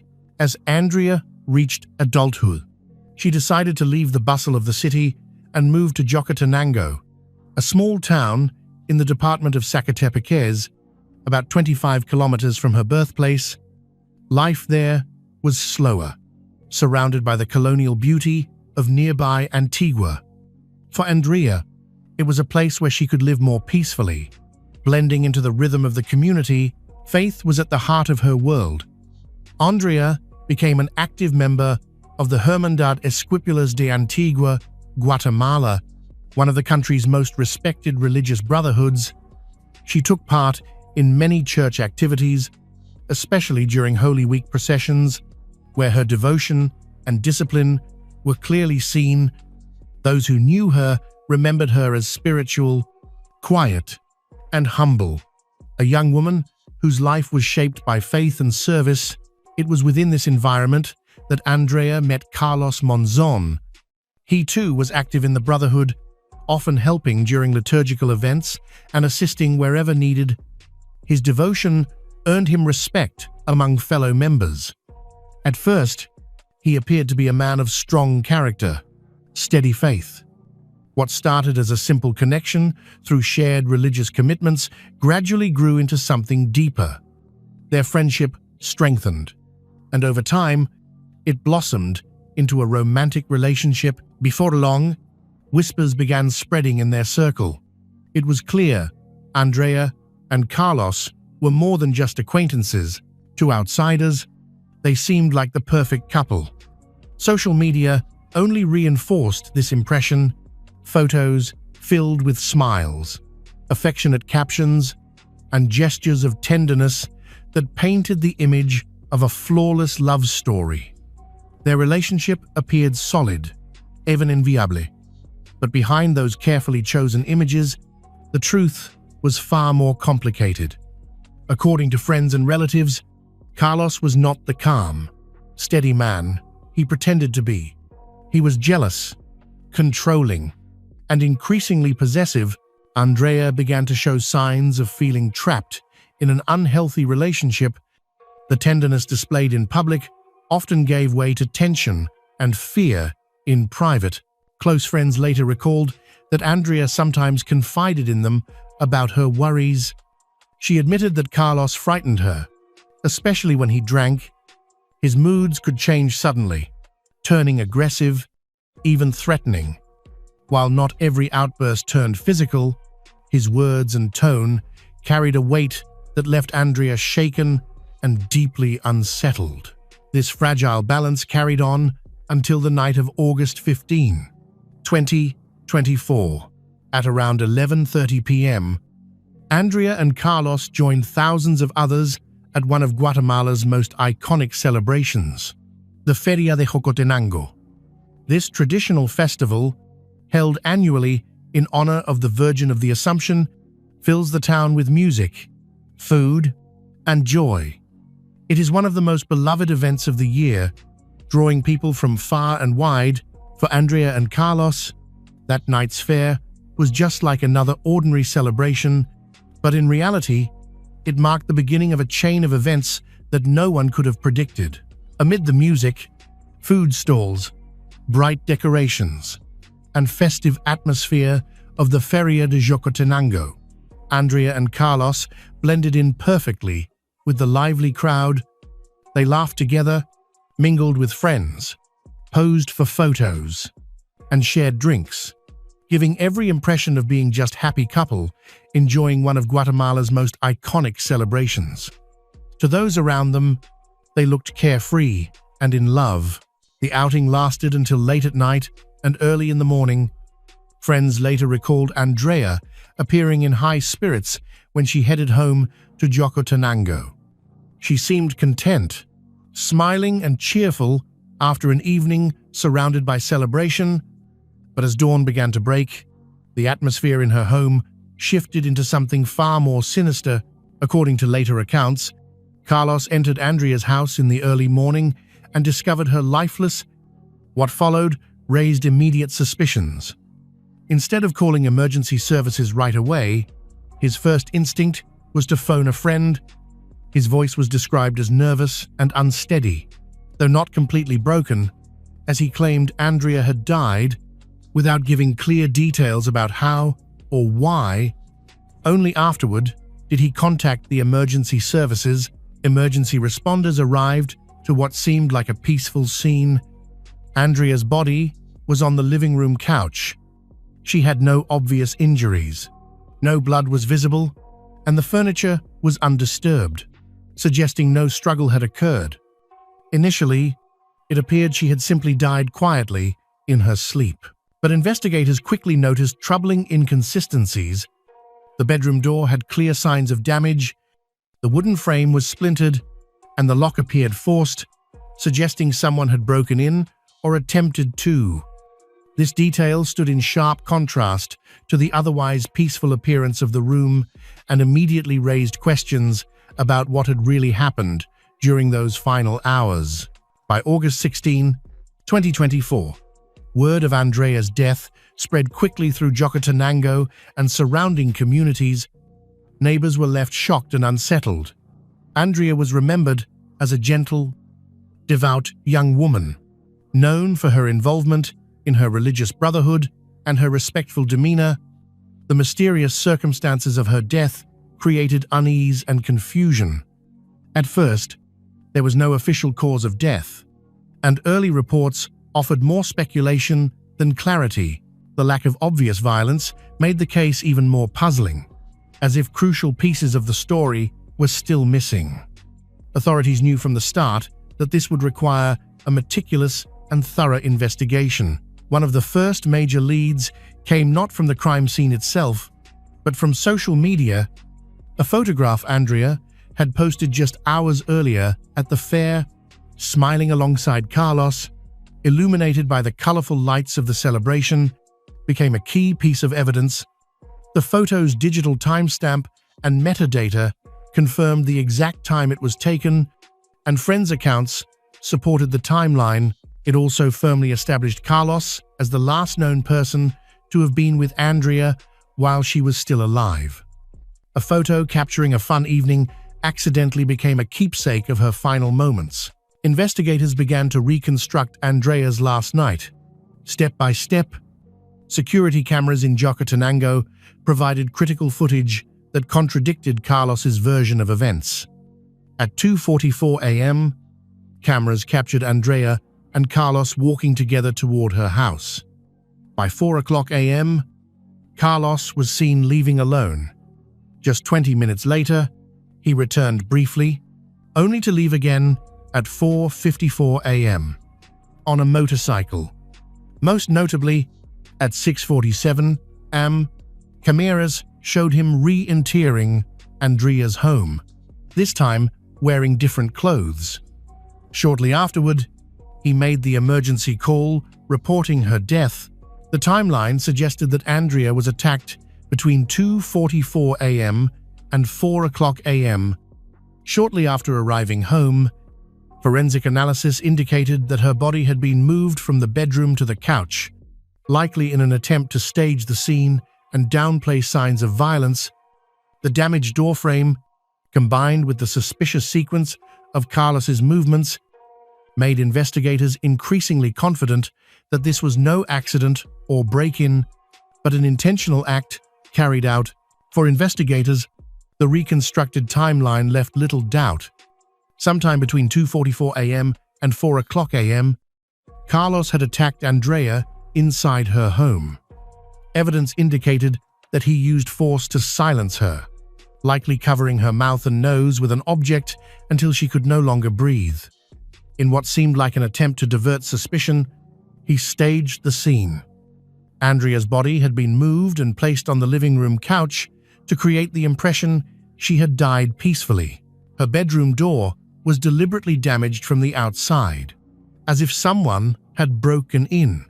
The setup was designed to suggest a burglary gone wrong, but the inconsistencies were obvious. Nothing was stolen. There was no mess or overturned furniture, and Andrea's body showed no signs of abuse. Instead, the details pointed to a calculated and personal act, violence disguised as chance. The investigation took a decisive turn with the forensic report from the Instituto Nacional de Ciencias Forenses. The findings were clear. Andrea had died of asphyxia due to suffocation, but before that, she had suffered blunt force trauma to her head and neck. The cranioencephalic injuries matched a direct assault and were incompatible with an accident. With this report, the version presented by Carlos collapsed. As word of the case spread, the story quickly moved beyond Jocotenango and reached national headlines. Media outlets reported every new detail: the betrayal, the staged crime scene, the fate of a young woman known for her quiet faith. Andrea's death was no longer just a neighborhood mystery. It had become a symbol of outrage across Guatemala. Social media exploded with disbelief and anger. People, friends, neighbors, and even strangers shared their grief and support. The incident was quickly recognized as femicide, not just a random tragedy. The public was outraged and demanded justice immediately. On September 26, 2024, just over a month after Andrea's death, authorities acted. Carlos was arrested during a judicial operation that included a search of Andrea's home, where investigators collected key evidence that would strengthen the case. Combined with the contradictions in Carlos's testimony and the forensic findings, the picture became clear. Prosecutors advanced a straightforward hypothesis: jealousy was the motive. Testimonies from friends and family confirmed this standing suspicions. Carlos had a controlling personality and often showed aggression, particularly when drinking. Their relationship, once thought to be tender and devout, was now revealed as one overshadowed by fear and domination. The judicial process moved swiftly. On October 3rd, the initial hearing took place. The prosecution presented the sequence of events, forensic analysis, and increasing evidence implicating Carlos in Andrea's death. When questioned, Carlos provided his account of his actions that night and the following morning. However, he never admitted guilt. His testimony contained numerous inconsistencies and evasive answers. He tried to explain why he was at and returned to Andrea's home, but avoided directly answering key questions. This lack of clarity strengthened the suspicions against him. At the hearing's conclusion, the court formally charged Carlos with femicide and ordered him to be held in custody pending trial. In the courtroom, Andrea's sisters endured hours of agonizing testimony and evidence. They were heartbroken, confronting the man accused of murdering their youngest sister. Their grief was immense, mixed with fierce anger. During the hearing, one sister revealed a shocking detail. Carlos, the killer, had not only attended Andrea's funeral, but had also helped carry her coffin. He calmly bore the weight of the casket during the burial, walking alongside grieving family members to the cemetery. They viewed it as a sickening act of hypocrisy, a performance to deceive others, avoid suspicion, or perhaps a misguided attempt to deal with his guilt. For Andrea's family, the memory of that moment was agonizing, a stark reminder of the deceit and betrayal surrounding her death. The family's only goal was to get justice for Andrea. During Carlos's trial, the prosecution presented a strong case. They had a lot of evidence, including forensic reports, security camera video, and witness statements. All the evidence showed the same thing. Andrea's death was not an accident. She was killed on purpose. The prosecution requested the maximum sentence of 50 years imprisonment, as permitted by Guatemalan law. They asserted that Carlos planned and executed the crime with extreme violence and continues to pose a threat. The defense lawyer tried to raise reasonable doubt by suggesting a different cause of death for Andrea. Their forensic consultant claimed Andrea might have died from a typical health issue. However, the consultant's claim did not hold up under scrutiny, given the strong evidence against it.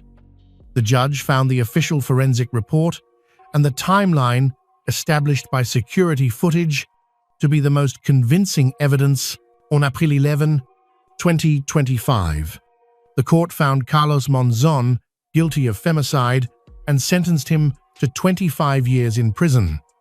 He will not be eligible for parole, bail, or a reduced sentence. Although Andrea's family had wanted a harsher penalty, they felt the verdict was a significant step towards justice. Before being taken into custody, Carlos briefly stated that he was still seeking justice and demanded his release. However, his words seemed insincere, given the overwhelming evidence against him. The sentence brought a mix of emotions to Andrea's family, relief that Carlos was convicted and could not hurt others, but also disappointment that he did not receive the maximum punishment. The conviction, however, served as a tribute to Andrea's memory. Ostrid Sanchez, Andrea's sister, publicly thanked the investigators, the courts, and the media for keeping Andrea's story in the public eye. She recognized that public pressure helped prevent the case from being forgotten. Andrea had trusted someone who professed to love her, but he betrayed her in the worst possible way. Because of her family's persistence, strong evidence, and the public's call for justice, her case was not ignored. However, a troubling question remains. How many more women must die before society stops accepting violence that is disguised as love? It was a winter evening near the end of the year. Inside the headquarters of an elite police unit, music, laughter filled the air. Officers were celebrating with drinks and conversation, releasing pent-up stress after months of hard work. Carla Ayala Palacios, a well-respected officer known for her discipline and friendly smile, was among them. But as midnight neared, a sudden, violent event occurred inside one of the patrol cars parked outside. In moments, the joyful atmosphere turned to chaos.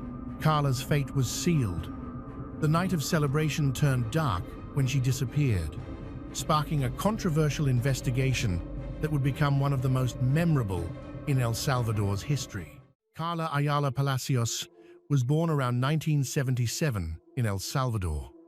As a teenager, she worked at a small pizzeria while studying accounting at the National School of Commerce. She was a disciplined student with a quiet determination and dreamed of dedicating her life to public service. Eventually, she enrolled in the National Academy of Public Security, where she completed her training and began her path toward law enforcement. In March 1998, at just 19 years old, Carla proudly returned home to tell her mother that she had been officially accepted into the National Civil Police. Her mother, however, was far from happy. She feared the dangers that came with the job, tried to dissuade her daughter, but Carla, calm and resolute, assured her that nothing bad would happen. From that moment on, Her life became one of service, sacrifice, and integrity. Carla's early assignments took her to rural areas in eastern El Salvador, then to various municipalities surrounding the capital. Later, she worked in a historically significant town before being transferred to a busy district on the outskirts of San Salvador. There, she joined the Internal Affairs Unit, a division that demanded professionalism, discretion, and moral strength. Over nearly 2 decades of service, Carla earned the respect of colleagues and superiors alike. She was known for her discipline, her sense of duty, her quiet but commanding presence. Outside of work, Carla was deeply devoted to her family. Her loved ones described her as cheerful, responsible, and resilient, a woman who smiled easily but stood firm in her convictions. By 2017, she lived with her long-term partner, Lucio, also a police officer with more than 20 years of experience, along with their 2 teenage children and her mother. Life was not always easy, but Carla managed to balance it all. Before heading to work each morning, she would wake early to sell sandwiches, pastries, and coffee, earning a few extra dollars to support her family and spoil her kids. On the morning of December 28, 2017, Carla left her home around 4:30 a.m., carrying her usual tray of snacks and drinks. She expected to return with around $30 in profit, just as she had many times before. But that morning would be the last time her family ever saw her alive. Later that afternoon, Carla called Lucio to tell him she would attend a New Year's gathering organized by the Elite Police Reaction Group, an event meant for members and their families. She explained that she was invited to attend by her colleague Jenny. The party began in the early evening. According to the entry log, Carla and Jenny arrived together around 6:30 p.m. The atmosphere was festive: music, raffles, laughter, and plenty of alcohol, though drinking was strictly forbidden during official functions. Witnesses later said that Carla and Jenny appeared relaxed, happy, mingling with other officers as the night went on. By around 11 o'clock p.m., Jenny offered Carla a place to stay for the night, but Carla politely declined, saying she preferred to sleep in her own bed. At 11:18 p.m., she called Lucio one last time, telling him she would be driven home in a police vehicle once the celebration ended. Her voice was calm, steady, no hint of fear or worry. No one could have guessed that this would be the last time Lucio would ever hear from her. A few minutes later, Carla climbed into a patrol truck. Jenny noticed who was inside.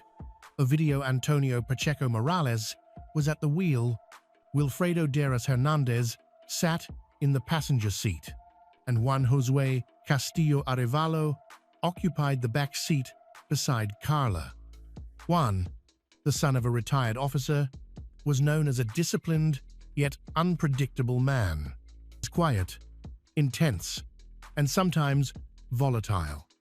Before joining the Elite Reaction Group, he had served as a regular officer in the National Civil Police. Not long after Carla left, Jenny received a message from her at 11:26 p.m. Carla asked if Jenny had forgotten something at the party. Jenny immediately replied, but Carla never answered again. That simple exchange would become the last trace of her alive. Growing uneasy, Jenny tried calling and texting throughout the night. 8 attempts in total, but none went through. Meanwhile, back home, Lucio began to worry. Hours passed with no word from his wife. Carla was never the type to ignore messages, and deep down, Lucio felt something was wrong. His instincts were right. At some point during the ride, everything changed. According to later testimonies, after receiving a phone call, Juan suddenly drew his weapon and fired inside the truck, hitting Carla. The deafening gunshot shattered the silence, shocking the 2 other officers. There had been no argument, no scream, only that single, deadly shot. When they demanded to know what had happened, Juan reportedly muttered coldly that she brought it on herself. Then, In a chilling outburst, he ordered them to dispose of her body immediately. One of the officers, Ovidio, tried to reason with him, insisting they should return to base and report the incident as an accident.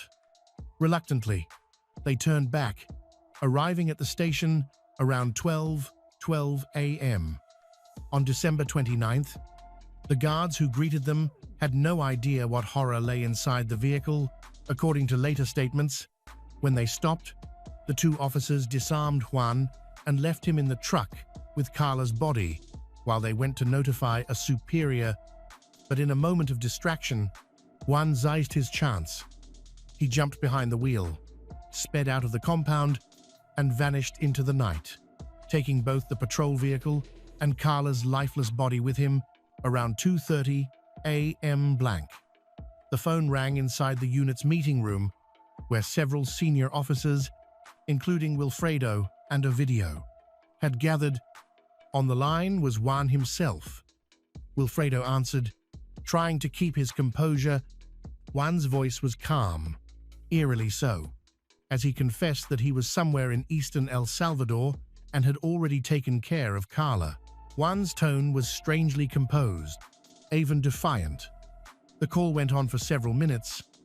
Wilfredo tried to convince him to surrender, insisting that the vehicle could be traced, but Juan dismissed it, claiming everything was under control. Behind the scenes, a small team of officers was quietly assembled. Their orders were simple: capture Juan the moment he appeared. The unit's commander approved the plan and ordered the men to prepare for an arrest operation 15 minutes before 5 o'clock am.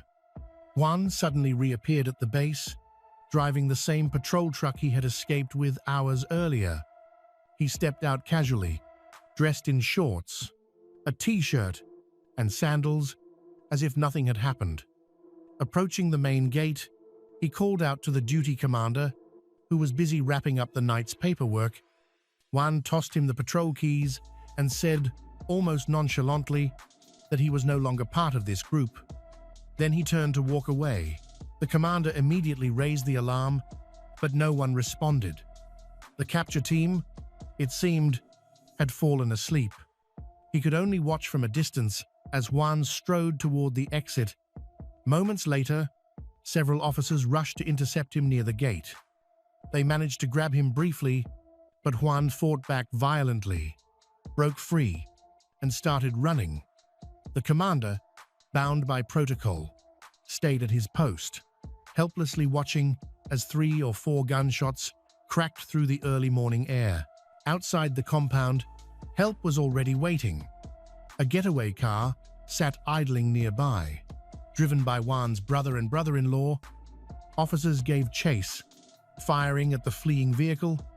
The pursuit ended at a roundabout along the main boulevard, where the car was forced to stop. But before the officers could move in, another vehicle suddenly appeared, blocking their path. In the chaos, Juan jumped out and disappeared into the fading darkness.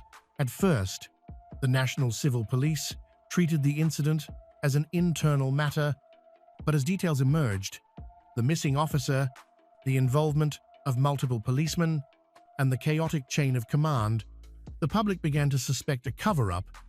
Under mounting pressure, the Attorney General's office took control of the case, working alongside the police amid growing outrage. The investigation quickly became a maze of contradictions and irregularities.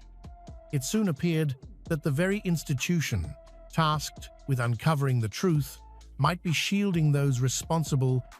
Forensic teams found unsettling evidence at the elite police reaction base: bloodstains near the patrol truck, around the front bumper, behind the left rear wheel, inside the cabin, especially on the back seat and door frame. A thin trail of blood stretched down the entrance ramp. Inside the truck, investigators discovered a bullet lodged in the interior, tangled with strands of hair and specks of blood. Officers swore that Carla's body had never been removed from the vehicle, yet the evidence told another story. The contradictions deepened when the security camera footage capturing Juan's escape mysteriously vanished. 6 weeks later, On February 14, 2018, with no sign of Carla, the director of the National Civil Police announced the dissolution of the Elite Reaction Group, a new unit, he claimed, would be created to restore public trust. But the announcement did little to calm the fury sweeping through El Salvador. The case was only growing darker. There were too many conflicting accounts, and too many officers claiming ignorance or innocence.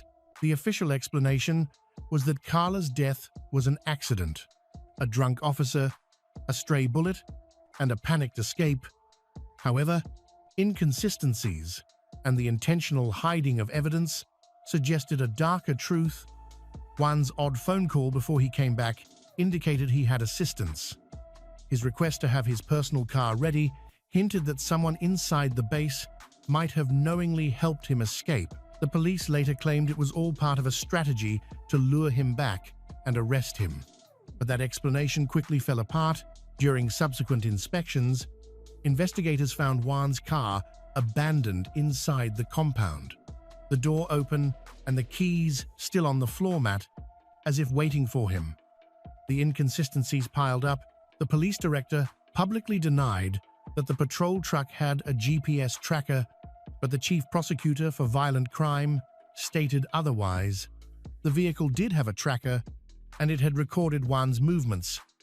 According to those records, he had driven eastward toward a rural area shortly after fleeing the base, and the most haunting question of all remained unanswered.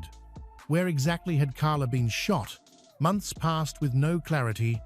No one knew where her body was, or what Juan had done with it.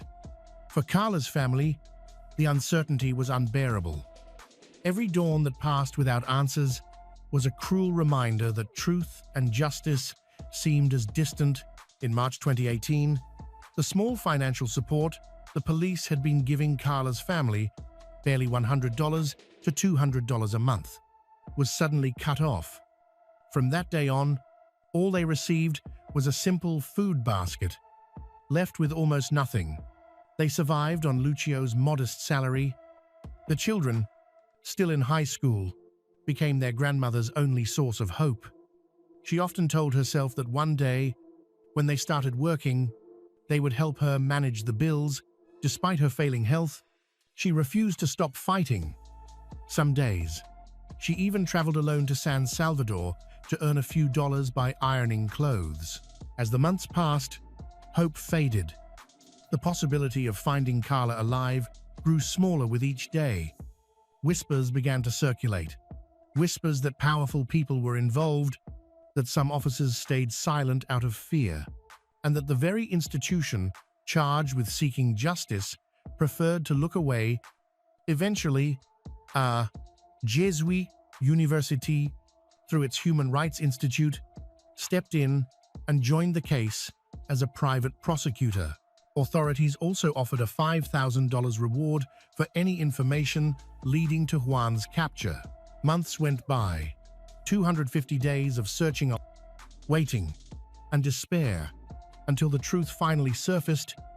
On September 7, 2018, investigators found human remains in a rural area of eastern El Salvador. Alongside them were a yellow metal chain, a silver ring, and fragments of clothing. The body was badly decomposed, but DNA testing confirmed the worst. It was Carla. One unmistakable detail gave certainty: her right ulnar bone still bore a metal plate with 5 screws, the same one inserted years earlier after a fracture. Investigators later learned that her body had first been buried in another clandestine grave before being moved. Carla's family finally received her remains. The vigil was somber, but brought a painful sense of closure. On September 21, 2018, under heavy police security, Carla was laid to rest. As her coffin was lowered into the ground, fellow officers saluted the woman who had proudly worn the badge for 19 years. But even after her burial, the case remained increasingly mysterious. In 2019, during a major police operation, several of Juan's relatives, including his father and brother, were arrested. They were accused of belonging to a criminal organization that linked elite police units with civilians to carry out violent crimes for money. Investigators revealed that the group operated in eastern El Salvador, disguised in police or military uniforms. They staged fake raids, entered homes under false pretenses, and executed or kidnapped victims, many of them gang members. Juan, it turned out, was part of this death squad. He maintained close ties with its leader and directly benefited from its network. The bullet from Juan's service weapon had struck Carla's in the face, causing catastrophic injuries. Forensic experts determined that, had she received immediate medical attention, she likely would have survived. But Wilfredo and Ovidio, who had been with her, did nothing. Both were later charged with aggravated femicide by omission. Juan, meanwhile, was accused as the direct perpetrator and tried in absentia as he remained a fugitive. Juan Josué Castillo Arevalo was sentenced to 50 years in prison, the maximum sentence for the aggravated murder of a woman. Juan's sentence was added to the one he received on March 2, when the San Miguel trial court sentenced Juan to 60 years in prison for the murders of two men in the provinces of Usulután and San Miguel between 2016 and 2017, when he was a member of an organization specializing in contract killings. Finally, in October 2020, nearly 3 years after the murder, 6 police officers and 3 civilians received prison sentences of between 6 and 8 years for facilitating Juan's escape and covering up the crime. Among them, alongside Juan Josué Castillo Arevalo, 4 former police officers: Wilfredo Deras Hernández, Ovidio Antonio Pacheco Morales, Pablo Antonio Estrada Villalobos, and Alex Obdulio López Martínez, also faced judgment that afternoon. All were found guilty of neglect of duty while performing official functions. Wilfredo, Ovidio, Pablo received 8-year prison sentences, while Alex was sentenced to 7 years. The rest were acquitted in July 2021. The National Civil Police decided to disband the Elite Police Reaction Group less than 2 months after Carla Ayala's murder and disappearance, and replace it with another elite police unit called the Jaguars. The police agency was also ordered to pay Carla Ayala's family $50,000 in compensation and to publicly apologize. The true motive behind Carla's murder remains shrouded in controversy. Some officials, including the former National Police Director, insisted it was nothing more than the reckless act of a drunken, violent man, one who harbored a deep resentment toward women. Others, however, pointed to a far more unsettling possibility: that Carla had been quietly working for internal affairs and had uncovered something she was never meant to find. Silencing her, they believed, was the only way to protect those entangled in corruption. For prosecutors, the case became a stark illustration of institutional violence, a chilling example of how power, when left unchecked, can be weaponized not to defend justice, but to destroy it. Today, Juan Castillo Arevalo is still at large, his name etched on the list of El Salvador's 100 most wanted fugitives. At 51, Suzanne Simpson seemed to have it all: a thriving career in luxury real estate, 4 beautiful children, and a picture-perfect life in the quiet, affluent streets of Alamos Park, Texas. To her friends, she was the embodiment of success and grace, the woman who could balance work, motherhood, and community with effortless charm. But on the night of October 6, 2024, that perfect image shattered. After attending an exclusive event at a private club, Suzanne vanished without a trace. Before dawn, the peaceful neighborhood was pierced by the echo of distant screams from the woods behind her home, screams that would soon haunt investigators and neighbors alike. By morning, Suzanne was gone. Her husband, Brad, filed a missing person report, claiming confusion and concern. But as detectives began to peel back the layers of their marriage, a chilling revelation emerged months earlier. Suzanne had told her banker that if she ever went missing, people should look for her in a lake. It was a haunting premonition, one that would turn a missing person case into one of Texas's most disturbing mysteries.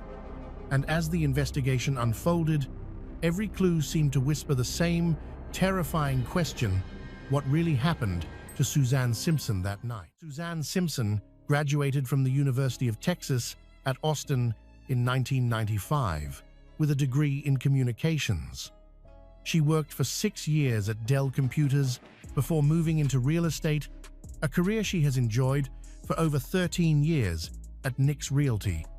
Colleagues say Suzanne has a deep understanding of the San Antonio real estate market and is dedicated to her clients.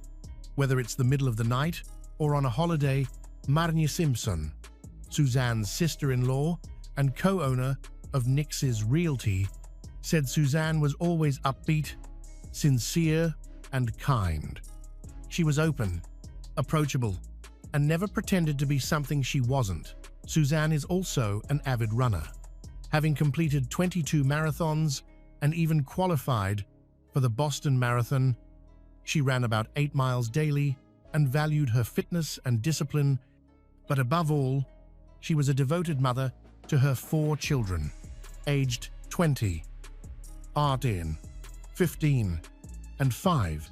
Friends described Suzanne as a hands-on mother who organized everything from kindergarten playdates to high school sports games. Her eldest daughter, Chandler, was studying fashion design in Paris and New York. At 51, Suzanne seemed to be living the ideal life with 4 children and was beloved by the community. But on October 6, 2024, after attending an exclusive event at a private club, she vanished without a trace. Suzanne and her husband, Brad Simpson, had been married for 22 years. They lived in an early 1990s bungalow in Olmos Park, an upscale, close-knit neighborhood with a reputation for safety and community vigilance. Brad, 53, stands 6 feet 3 inches tall and works as a licensed real estate agent and investor in real estate and construction projects throughout Central Texas. A graduate of Olmos Heights High School and the University of Texas at Austin in 1994, he had been associated with over a dozen Texas-based companies, though most eventually failed. Brad previously worked at Cotter & Sons, a real estate firm, from 2002 to 2012, and partnered with the owner's son, James Cotter, on several business projects, but Brad's financial situation was rocky. Between 2019 and 2020, American Express sued him twice for more than $25,000 in unpaid debt. He had also been involved in multiple legal battles, including one against Cotter & Sons, that reached the Texas Supreme Court. Acquaintances described Brad as confident but controlling and intensely jealous. One friend told investigators that Brad tracked Suzanne's phone and monitored her whereabouts. 2 months before she disappeared, in August 2024, Suzanne confided in her Frostbank personal banker, Gabriela Speicher, that Brad had been physically abusive. She said he frequently took away her phone, later claiming to their children that she had lost it. During that same conversation, Suzanne made a haunting statement: if she ever went missing, they should look for her in a lake. Despite these warning signs, there were no police reports or protective orders. The abuse went unreported and hidden behind the walls of their Olmos Park home. Suzanne's mother, Barbara Clark, later confirmed knowing of at least one physical altercation between her daughter and Brad, though she believed it was an isolated incident and was deeply shocked by the revelations. Barbara had made plans for Suzanne to move in with her. Suzanne's youngest child would attend school in Barbara's neighborhood, but that plan never came to fruition, as Suzanne disappeared the night she called to say Brad had hurt her again. On that Sunday evening, Suzanne wore a short, dark dress, sun heels, and had her sandy blonde hair partially tied back. Around 8 o'clock p.m., she and Brad took their 5-year-old daughter to a party at the Argyle, a private club in Olmos Heights that had been around for 170 years. Several people reported seeing the couple arguing, then fighting. According to what their daughter later told a school counselor, Brad pushed Susanne against a wall, hit her in the face, and injured her elbow. Suzanne and her daughter left the party around 8:30 p.m. Between 8:40 a.m. and 8:51 p.m., surveillance footage showed them shopping at an H-E-B grocery store. At 9:15 p.m., Suzanne called a family friend to say she was coming over. 1 minute later, two things happened simultaneously. Suzanne called her mother, Barbara, saying Brad had assaulted her and that she was in pain. At the same time, Brad accessed their AT&T account and suspended Suzanne's phone service. At 9:25 p.m., surveillance confirmed Suzanne arrived at her friend's home in Olmos Heights. But by 10:22 p.m., data from the Find My app showed her phone had returned to the home she and Brad shared, and that was its last known location. Between 10 and 11 o'clock p.m., a neighbor across the street heard an argument outside his window. When he looked out, he saw Brad and Suzanne fighting in the front yard. Suzanne was trying to escape, while Brad tried to pull her down. She finally broke free and ran toward the wooded area east of the house. With Brad chasing her, the neighbor went inside to get a flashlight, then heard 2 or 3 screams coming from the wooded area. Those were the last sounds anyone ever heard from Suzanne. Around midnight, the neighbor heard Brad's black 2019 GMC Sierra truck start and leave the house. 1 or 2 hours later, the truck returned. At 11:09 p.m., FBI forensic experts later found that Brad had started turning his phone on and off in lockdown mode, an uncommon behavior used to avoid tracking. He continued this throughout the next day. At 12:33 a.m., about an hour after the screams, HEB surveillance showed Brad's truck with a large ice chest in the bed. At 7:15 a.m., Suzanne's phone had its last recorded activity, placing it in a business parking lot in Olmos Park. The phone was never found. At 7:53 a.m., surveillance from Howard Early Childhood Center captured Brad dropping off his daughter at school. In his truck bed were at least 2 white trash bags with red ties and the same large ice chest. At 9:12 a.m., Whataburger drive-through footage in Kendall County showed his truck loaded with 3 white trash bags, a heavy-duty trash bin, an ice chest, and a large, bulky object wrapped in blue tarpaulin, weighed down with a metal firewood rack. Investigators later recorded that the object under the tarp was believed to conceal something due to its shape and size. The arrest affidavit noted that this was consistent with how criminals often conceal or transport victims to avoid detection. At 9:53 a.m., Brad's phone location showed him at a Home Depot in Boerne, Texas.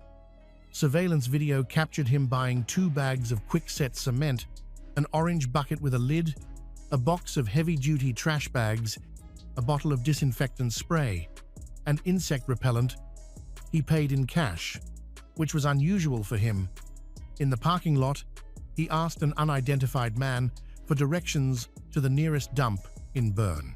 After leaving, Brad put his phone back in lockdown mode, cycling it on and off between 10 and 11 o'clock a.m. Location data placed his truck near the Kendall County Solid Waste Facility. A few minutes later, Brad stopped at a petrol station in Boerne, where he bought fuel and 2 one-gallon jugs of water. The 3 white rubbish bags that had been in the truck bed were gone. Still visible were the blue tarpaulin, firewood rack, rubbish bin, and ice chest. Brad had also changed his shoes, switching from sandals to dark cowboy boots. Location data then showed him driving west toward Bandera in Medina County, where he stayed for about 13 minutes. His phone continued cycling on and off. At 1:41 p.m., a number plate reader captured his truck returning to Bern. The blue tarpaulin was no longer visible, and the firewood rack had been moved. Around 3:00 p.m., the school called Brad to report that his 5-year-old daughter had not been picked up, something her mother, Susanne, did every day. At 3:27 p.m., surveillance footage showed Brad collecting his daughter. At that point, only the ice chest and heavy-duty rubbish bin remained in the truck. The firewood rack was gone. At 4:07 p.m., Brad went to the bubble bath car wash on San Pedro. Cameras recorded him cleaning the driver's front area and the rear left passenger side of the vehicle. Later, police found dried cement splashes inside the rear passenger area, and in the truck bed, only the ice chest remained. Everything else had been removed. Brad never reported Suzanne missing. The entire day passed without him contacting police, even though she had failed to pick up their daughter. At 9:57 p.m. on October 7, nearly 24 hours since Suzanne was last heard from, a concerned friend called Brad. When she learned he hadn't contacted authorities, she told him she would file the missing persons report herself. 14 minutes later, Brad left a voicemail for Olmos Park Police Chief Fidel Villegas. He said that he had not seen his wife since 11:00 p.m. the night before, and that she had lost her phone at HEB. However, phone records showed her device was at home at 10:22 p.m., and Brad had suspended her service personally. Brad failed to attend a scheduled follow-up interview with police and moved to his ranch in Bandera County. He appeared to be distancing himself from his family. At 4:35 p.m., he texted James Cotter to ask if Cotter was in Bandera and if Cotter could come to his house quickly, explaining that he didn't have much time. Cotter replied that he would arrive in 40 minutes. Brad then told him to make sure he left everything at the pump, especially the gun. Then, at 8:31 p.m., Cotter texted Brad, telling him to come and promising not to tell anyone, adding that Brad was like a brother to him. On October 8, Brad created 2 notes on his phone titled "This Next Life" and "Last Will and Testament." In them, he apologized for physically assaulting Suzanne in August 2023 and again on October 6, 2024. He also called his brother Barton to apologize for the trouble he had caused. At 1:30 a.m., police arrested Brad on Interstate 10 East in Kendall County. He was charged with assault, family violence, and unlawful restraint. He had cuts and bruises on his arms and hands. Brad showed no surprise or emotion about his wife's disappearance, immediately requested a solicitor, and refused to cooperate with investigators. A search of the Simpson home revealed a new indentation on the wall at the bottom of the stairway, matching the couple's daughter's account that Brad had pushed Suzanne there.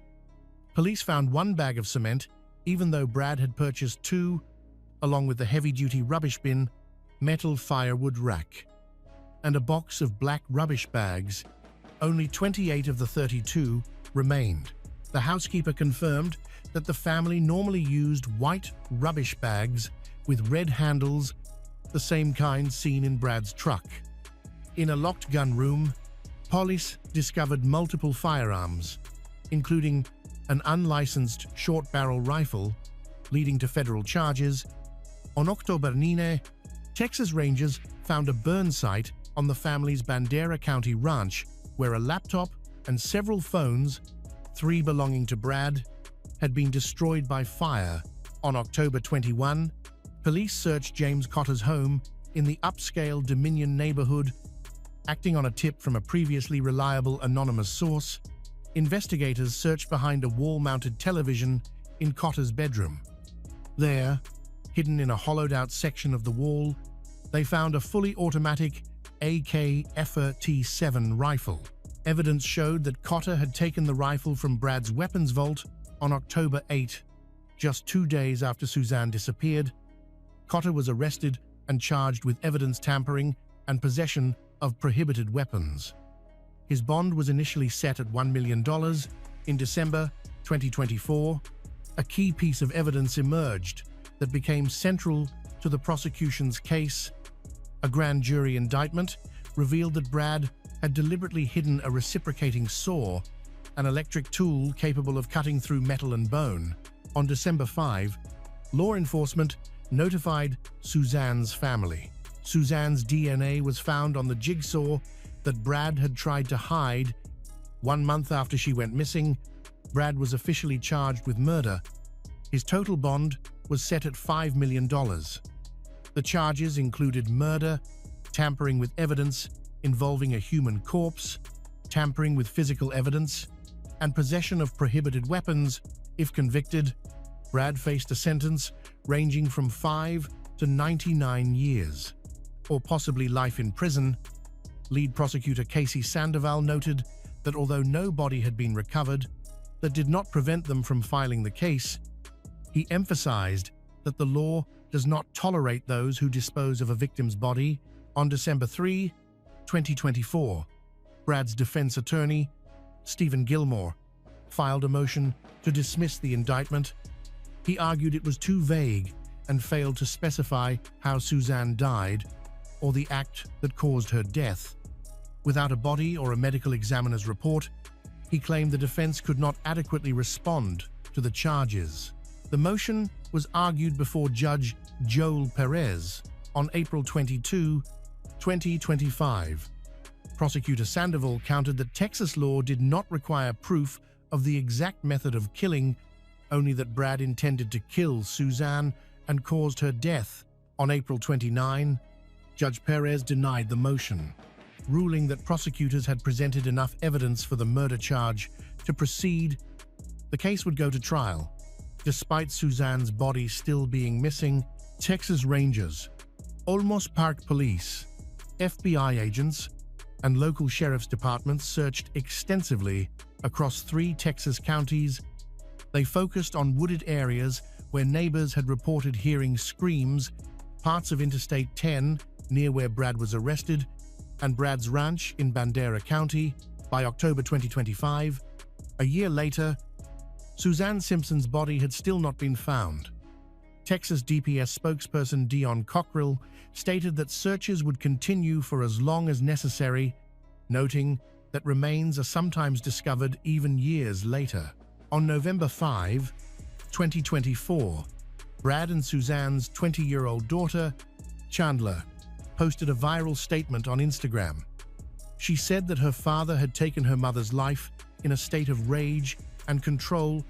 She added that women in Olmos Heights had been told to keep quiet and that it was time to speak for her mother. Statements from Chandler and her siblings contradicted Brad's account, helping police secure the search warrant that led to the discovery behind Cotter's wall. On September 22, 2025, Judge Perez confirmed that both sides had received sufficient evidence to move forward. The case materials included 5 to 6 terabytes of data, surveillance video, phone records, and forensic reports. Brad remained in the Bexar County Jail under administrative segregation, confined to his cell for 23 hours each day. Pre-trial hearings were scheduled for January 20, 2026, with the trial set to begin on February 13, 2026. The prosecution's evidence included the neighbor's eyewitness account of screams and struggle, Suzanne's DNA on the saw, video tracking Brad's movements with wrapped objects, receipts for cement and trash bags, burned electronics, the secret AK-47, and Brad's written admissions of past assaults. Investigators believe that, based on the timeline and available evidence, Brad attacked Suzanne soon after she returned home that night. Sometime between 10 and 11 o'clock p.m., a neighbor reported seeing a physical struggle in the front yard before Suzanne managed to escape and run toward the woods, with Brad chasing after her. The screams that followed were the last sounds anyone heard from Suzanne. Investigators think Brad killed her in or near the woods, most likely by strangulation, and then brought her body back home. The next morning, a neighbor saw a large, bulky object wrapped in blue tarpaulin in Brad's truck. Combined with Suzanne's DNA found on a reciprocating saw, this suggests that he dismembered her remains. His careful actions over the next several hours, visiting dumps, buying cement, and making multiple trips across county lines, point to a calculated effort to dispose of her body and eliminate evidence. Legal experts consider the case to be strongly supported by circumstantial evidence. A year after Suzanne Simpson's disappearance, her body has still not been recovered. Her daughter, Chandler, continues to raise awareness about domestic violence and vows to be her mother's voice until she is found. The Texas Department of Public Safety continues the search. While the community awaits trial, everyone is working together to bring justice for Suzanne, even though the journey to bring her home is not yet complete. No one knows what happened inside the small wooden house next to Vallecito Lake that night. All they know is that, at dawn, a 13-year-old boy had disappeared, without a trace, without a note, without a sign that he had ever stepped out of the door.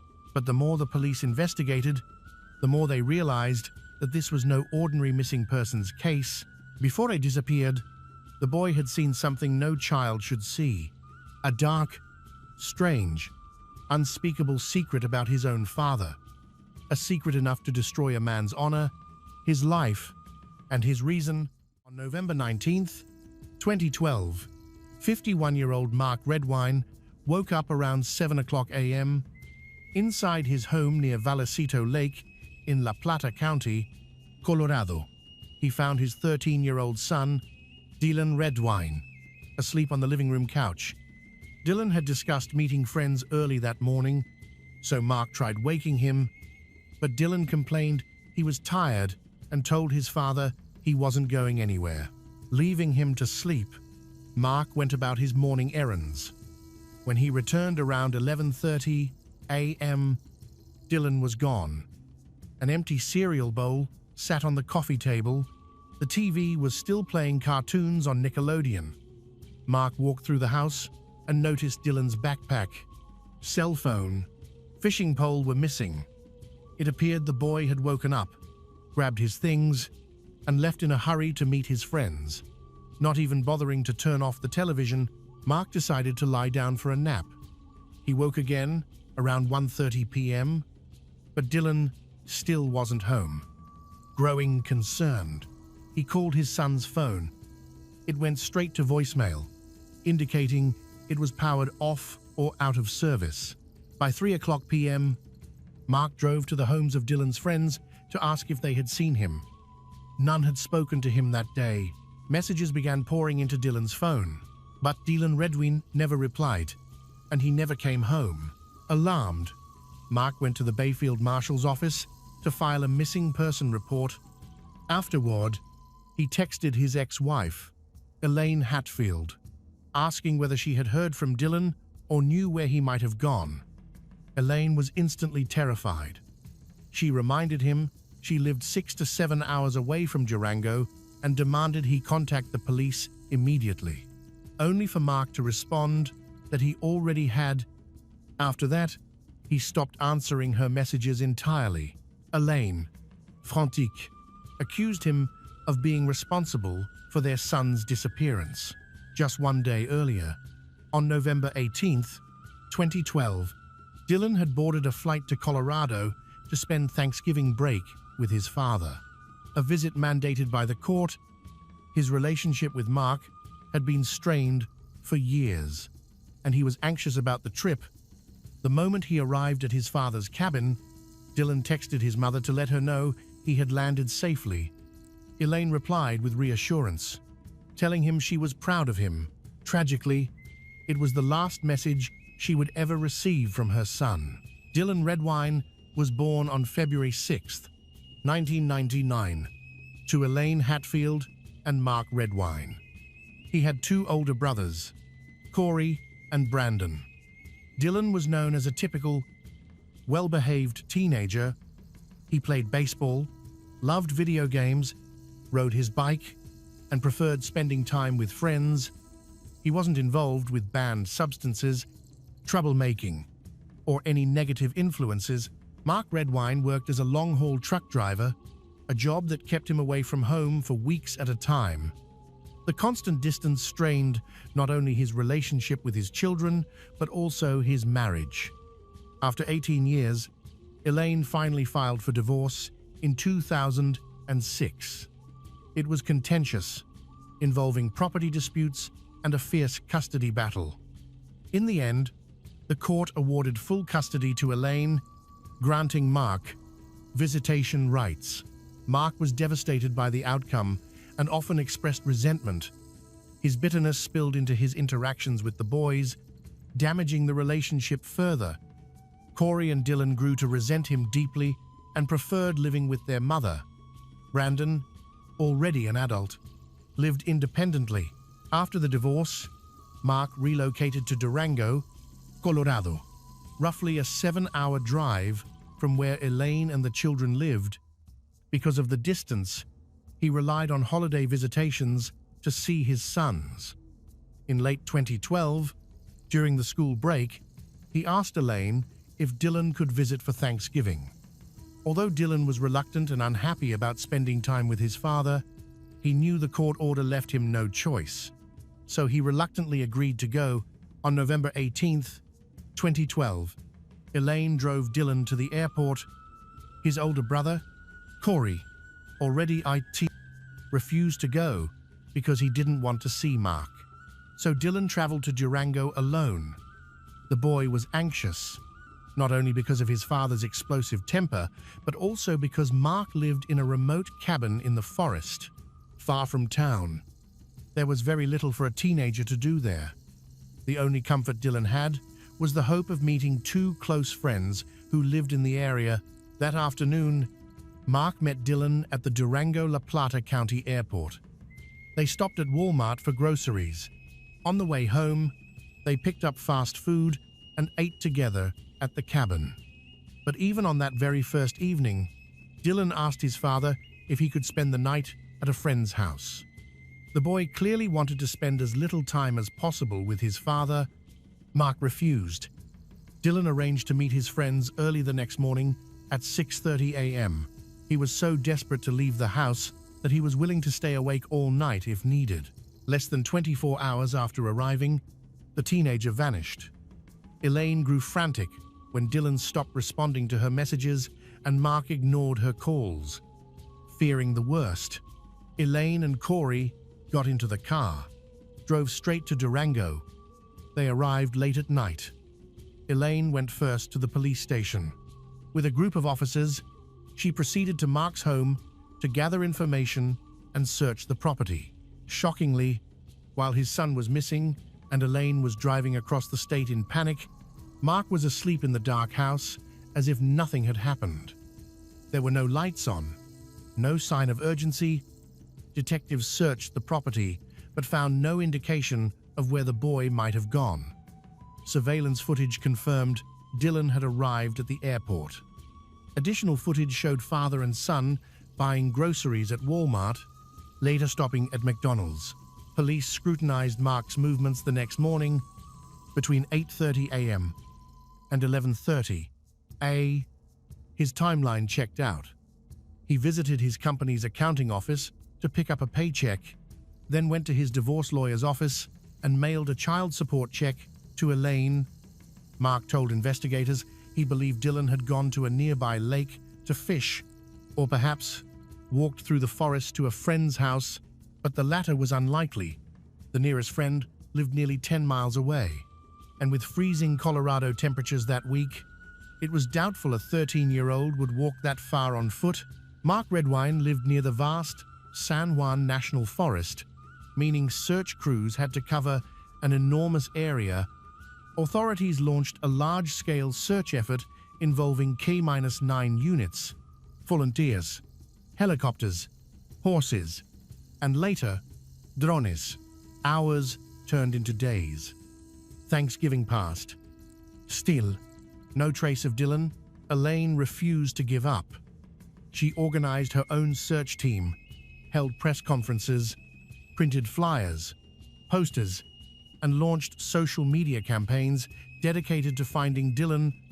A $50,000 reward was announced for any information that could lead to recovering the boy.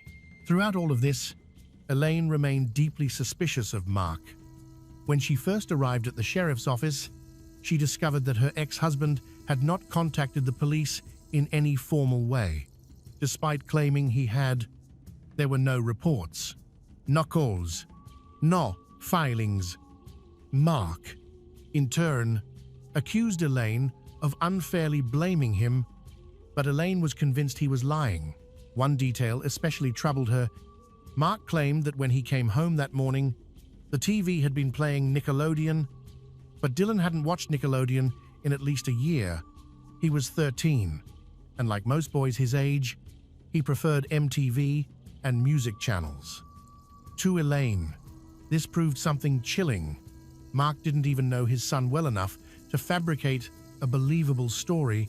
During one search operation, -9 units picked up a scent near Vallecito Lake, prompting divers to be deployed, but after 9 days, nothing was recovered. Investigators began to lean toward a grim conclusion. This was no longer a missing person case. They feared they were searching for a body. Brandon, Dylan's half-brother, was living out of state with his own family. As soon as he heard Dylan was missing, he immediately flew to Colorado to help search. Strangely, the only person who seemed absent from the search efforts was Mark himself. Elaine's emotional televised statement, where she openly expressed suspicion of her ex-husband, struck a nerve. The public couldn't understand why Mark was doing so little to help find his son. He didn't help with fundraising, didn't join community searches, didn't promote awareness online, and at times, he barely communicated with authorities. To Elaine, it felt like she was fighting alone, while the one person who should have cared the most appeared to do nothing at all. Later, investigators obtained a search warrant for Mark's home. Inside, they found several small drops of Dylan's blood. Mark claimed the blood came from a minor cut Dylan had sustained during a visit the previous year. Despite the explanation, police brought him in for questioning. At first, detectives withheld judgment. They understood that grief manifests differently in different people. Elaine channeled her fear into non-stop searching, while Mark appeared withdrawn, quiet, and detached, which, on the surface, they were willing to attribute to shock. But once the questioning deepened, Mark's demeanor shifted abruptly. He became defensive, irritated, then openly hostile. He raised his voice, accused detectives of treating him like a criminal, and portrayed himself as the true victim, a grieving father being unfairly targeted. His outburst only intensified their suspicions. Investigators then requested that he take a polygraph test. Mark agreed and failed. In February 2013, officers conducted another extensive search of Mark's property. Once again, they found nothing further. Meanwhile, the ongoing hostility and conflicting accusations between Mark and Elaine attracted public attention, eventually leading to both being invited onto the Dr. Phil show. Mark vehemently denied hurting his son, while Elaine highlighted what she believed were glaring signs of deception. For additional clarity, Dr.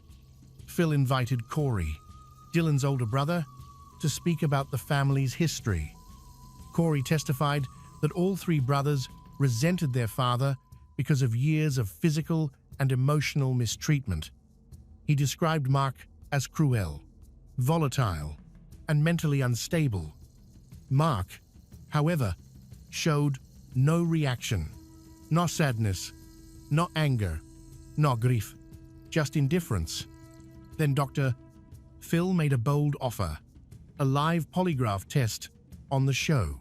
Mark initially agreed, but the moment the polygraph expert walked onto the stage, Mark abruptly backed out, calling it pointless before storming off as the audience booed.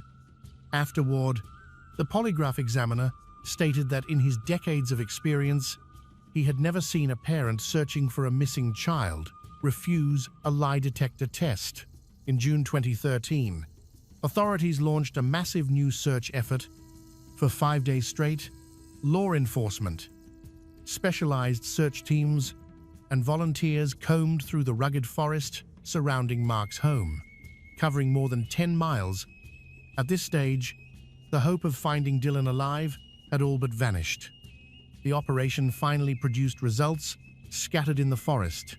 Searchers found pieces of a torn t-shirt, headphones, a sock, a shoe, and a strand of hair, all later confirmed to belong to Dylan. The search was expanded. On June 27th, human remains were discovered deep in the wooded terrain. Partial skeletal remains of 13-year-old Dylan Redwine were found approximately 8 miles from Mark's house. Forensic analysis could not determine an exact cause of death, nor was it initially clear whether the boy had been killed or if he died from exposure and animal activity. By spring 2014, Mark reached out to a reporter, announcing he planned to check himself into a psychiatric facility.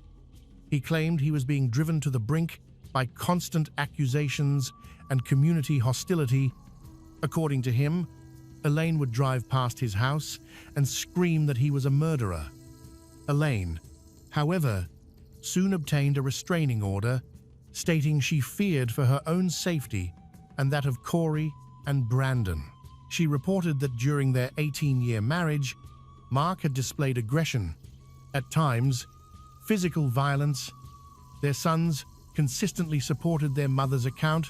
In August 2015, nearly 3 years after Dylan vanished, Mark Redwine was officially named the prime suspect in his son's death. Investigators cited his inconsistent statements, suspicious behavior, and growing evidence contradicting his version of events. On November 1st, 2015, a mountain biker made a chilling discovery: a human skull located roughly 1 mile from where Dylan's partial remains had previously been found. The skull was later confirmed to be Dylan's. Examination revealed a fracture above the left eye and clear signs of blunt force trauma at the back of the head. These injuries were unmistakably caused by another person. The medical examiner noted that while some bones bore tooth marks from scavenging animals, the skull injuries themselves occurred before animal activity and were consistent with homicide. This finding directly contradicted Mark's long-standing claim that Dylan had simply wandered into the woods and been killed by animals. The new evidence overwhelmingly indicated that the boy had been struck violently and deliberately long before wildlife disturbed the remains. When Mark claimed that unknown kidnappers had taken Dylan, killed him, and then conveniently dumped the bones near his property, investigators told him directly that the scenario made no sense.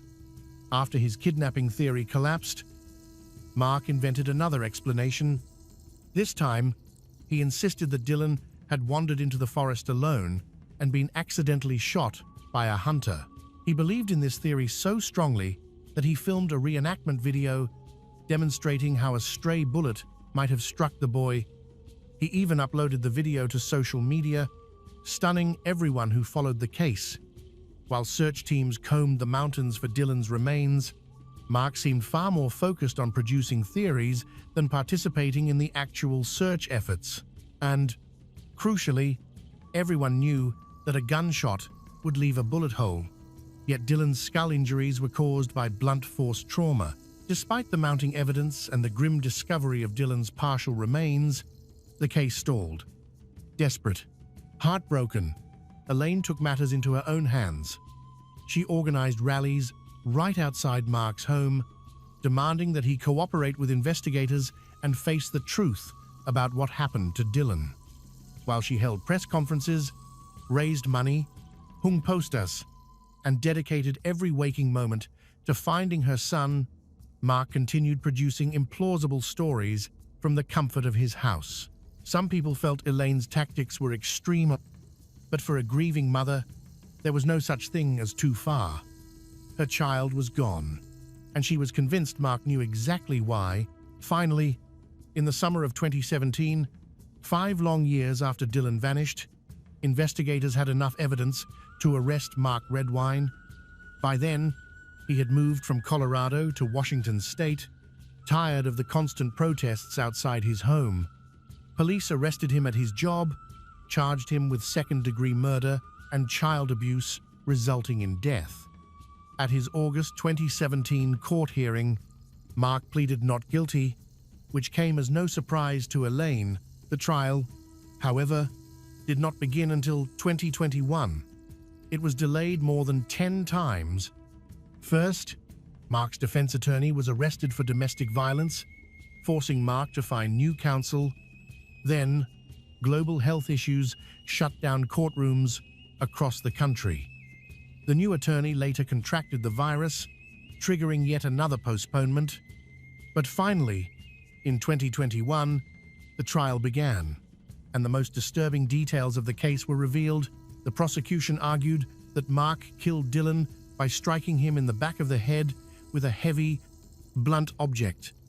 The impact caused Dylan to fall forward, fracturing the bone above his left eye. After killing him, prosecutors said, Mark dismembered the body, loaded the remains into the bed of his pickup truck, and scattered the bones across the forested mountains. Specially trained cadaver dogs detected the scent of human remains in multiple places: in the truck bed, on Mark's clothing, and inside the living room. Forensic investigators then used luminol and ultraviolet lights in Mark's home, revealing hidden bloodstains on the living room floor, the couch, the coffee table, and even beneath the rug. Evidence against Mark was rapidly becoming undeniable. But one question remained: why? What could possibly drive a father to kill his own child? Then came the testimony of Dylan's older brother, Corey. He explained that about a year before Dylan disappeared, the brothers had joined Mark on a long-haul trucking trip. While riding in the back of the truck cab, they browsed through their father's laptop and stumbled upon a set of deeply disturbing photographs. Horrified, they immediately closed the laptop. When they got home, the brothers locked themselves in the bathroom and used their phones to secretly photograph what they had seen. In the photos, Mark wore heavy makeup, bright red lipstick, blush, and eyeliner. He posed in a red bra, a blue lace camisole, and an adult diaper filled with human feces. In other pictures, Mark was licking the feces from the diaper and shoving it into his mouth. The brothers were stunned. They could not understand what they had just seen, or how their father could willingly engage in such degrading behavior, but they also knew they couldn't talk to anyone about it. Mark was still their father. At the time Dylan discovered the photos, he was only 12 years old, and the images left him deeply traumatized. Over the following year, he mentioned them several times to his older brother, Corey. Investigators later suspected that Dylan may have confronted Mark about the photos during his Thanksgiving visit on November 18, 2012. He was still a child, confused and disturbed. Unable to understand what he had seen, the horrific images weighed heavily on him, and his father was the only person who could give him an explanation. It is believed that during this confrontation, Mark completely lost control. He yelled at Dylan, became furious, and in a terrifying outburst of rage, made the unthinkable decision to silence his son forever. Though Mark clearly struggled with psychological issues, prosecutors emphasized that he knew exactly what he was doing when he killed Dylan. When charged, Mark denied that the photos were of him, despite the unmistakable resemblance. Instead, he accused his ex-wife, Elaine, of digitally manipulating the images, claiming she had used Photoshop to superimpose his face onto explicit pictures she allegedly found online. As for Dylan's remains being discovered in the forest near his home, Mark insisted that a kidnapper must have planted the bones there specifically to frame him. The prosecution then called Mark's first wife, Betsy Horvath, to testify. She stated that their 6-year marriage was filled with screaming, verbal abuse, and constant conflict. During their divorce, Mark once threatened to kill their son, Brandon, rather than allow Betsy to gain custody. This, prosecutors argued, was likely why Brandon was later raised by Elaine and Mark together. Brandon also testified against his father, saying he had never seen Mark cry, panic, or even appear sad throughout the entire investigation. It was as if Mark was completely unaffected by the disappearance and death of his youngest son. Mark's defense team tried to discredit the photos, arguing they were irrelevant and introduced only to turn the jury against him. His lawyer claimed that no one suspected Mark until Elaine poisoned public opinion and fueled the community's anger, and several witnesses reported seeing Mark's truck on the same remote road where Dylan's remains were later found.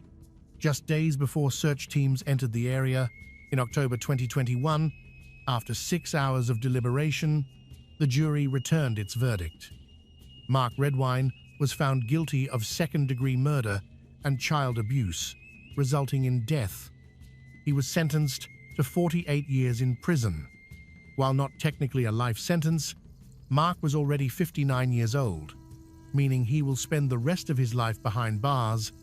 When the judge read the verdict, Mark showed no emotion at all. He simply stared ahead, silent and expressionless. Strangely, even now, some people still insist that Mark Redwine is innocent, that the explicit photos had nothing to do with Dylan's death, and that Redwine's private life should never have been exposed. But the court concluded that Mark's dirty secret was the key motive, the trigger that pushed him to kill his own son. It's difficult to distinguish good from evil at a young age. Unfortunately, there will always be people who exploit that confusion for their own benefit, without caring about the devastation they leave behind. In the quiet town of Monongahela, Pennsylvania, where trust was as common as the morning breeze, the innocence of a 14-year-old girl becomes the perfect target for a lurking predator. Her story would unravel over a decade of captivity, manipulation, and unimaginable cruelty, a chilling reminder that evil often wears the mask of kindness. This is the haunting tale of Tanya Koch, a girl who vanished into a nightmare and emerged as a symbol of resilience. Tanya Nicole Koch was born on October 14, 1981, in the small town of Monongahela, Pennsylvania. Her parents had been together since high school and eventually married. Her father worked as a butcher, while her mother held various fast food jobs.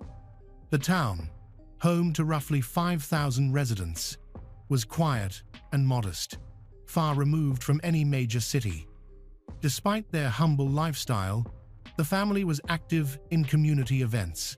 At one such gathering, when Tanya was just 4 years old, a stranger attempted to lure her into his pickup truck under the pretense of showing her kittens. Fortunately, her father noticed immediately and stopped the abduction. By the time Tanya turned 12, major changes began to shake her family. In earlier years, Tanya and her parents had spent vacations traveling across states. Florida was their favorite. They had visited Disneyland 3 times. But behind the facade of family stability, her parents' marriage had been deteriorating for years. Their relationship reached a breaking point around the time Tanya entered middle school. Still, they were slow to divorce. The family was deeply religious and tried to preserve the marriage.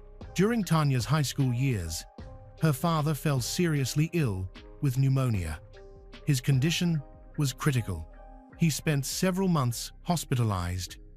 Unable to work, he fell into debt. Under mounting pressure, Tanya's mother worked 2 jobs and struggled to cope. Stress pushed her toward heavy drinking. She began confiding in Tanya, revealing painful secrets, including the fact that she had been unfaithful when Tanya was still a child. Tanya, already overwhelmed, grew disillusioned with both parents, yearning for the connection she felt she lacked. While her father remained in the hospital, Tanya's mother tried to manage the home, but her mental health rapidly declined. At first, she complained about clothes mysteriously disappearing from the laundry. Soon, she began having uncontrollable laughing fits. Weeks later, she was talking to herself. One day, she even set the kitchen table on fire.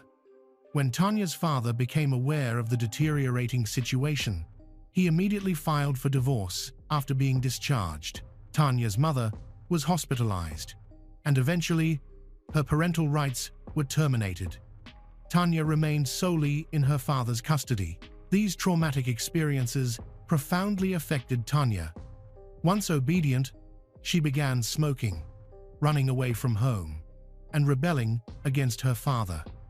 Around this time, her father met a woman named Joanne through a newspaper dating service.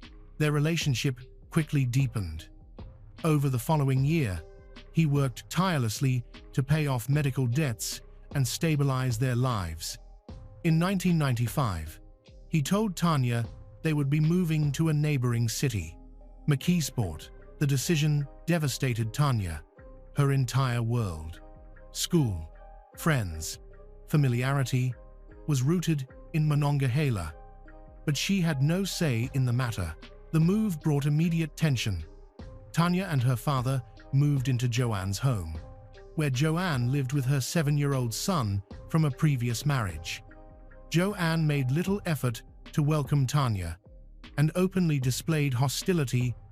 Tanya's father often sided with Joanne, enforcing stricter rules on his daughter.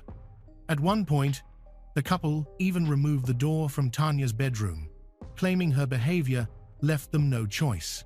In her new city, Tanya attended a different school, where she struggled from the very beginning. She was bullied relentlessly by classmates, especially girls who often fought over boys.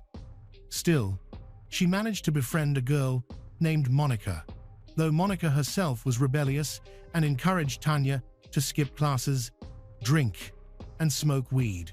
Just as Tanya began adjusting to her new environment, another threat emerged. A male neighbor started harassing her. On one occasion, while Tanya was babysitting the couple's children, the father made unwanted advances toward her. Terrified, she confided in Monica, but when she told her father and Joanne, they dismissed her accusations entirely, insisting she was imagining things. Tanya felt more isolated than ever. During this difficult period, Tanya met Thomas Hose, a 38-year-old security guard at the school she attended. Thomas, born in 1957, grew up in McKeesport and once dreamed of becoming a police officer, a dream shattered when he did not complete high school. He continued living with his parents. After giving up on law enforcement, he enrolled in cosmetology school, believing it would be an easy way to meet women. His plan worked. He met his future wife in the salon. Their son, Justin, was born in 1983, but tension quickly built in the marriage, eventually ending in divorce. Struggling to find steady work, Thomas applied to a private security company and managed to land a job by forging educational records. In 1994, he became a security guard at the local high school, just 1 year before Tanya transferred there. Monica, Tanya's closest friend, immediately felt something off about Thomas. His presence unsettled her. She repeatedly warned Tanya to stay away from him. Tanya tried to follow that advice, but one afternoon, while walking through the hallway, she and Thomas crossed paths. He teased her jokingly, which opened the door to conversation. Tanya, hungry for stability and kindness, began opening up about her chaotic home life. Thomas presented himself as the only adult willing to listen. Their communication escalated quickly. They passed notes between classes, exchanged small jokes, gradually grew closer. Tanya began signing her notes with, "I love you," and Thomas pretended to return her affection. He slipped her pocket money, often for cigarettes, something her strict father refused to allow. Tanya calling him regularly, despite him more than twice her age. Sometimes, Thomas's mother answered the phone, but she never questioned who the teenage girl on the other end was. People later speculated that Thomas's parents were intimidated by him. He was known to threaten violence in the home, around Tanya. However, Thomas played a very different role. He crafted the persona of a gentle, understanding adult who had struggled just like she had. Meanwhile, Tanya's home environment was collapsing. Her father and stepmother barely acknowledged her. Joanne's hostility was overwhelming, and her father increasingly ignored her existence. Tanya felt invisible, except to Thomas. On January 2, 1996, Thomas caught Monica and Tanya skipping class. He sent Monica away, isolating Tanya, then kissed her for the first time. After that, they began meeting beneath a stairwell at school to kiss in secret. Tanya's emotional dependence on him deepened.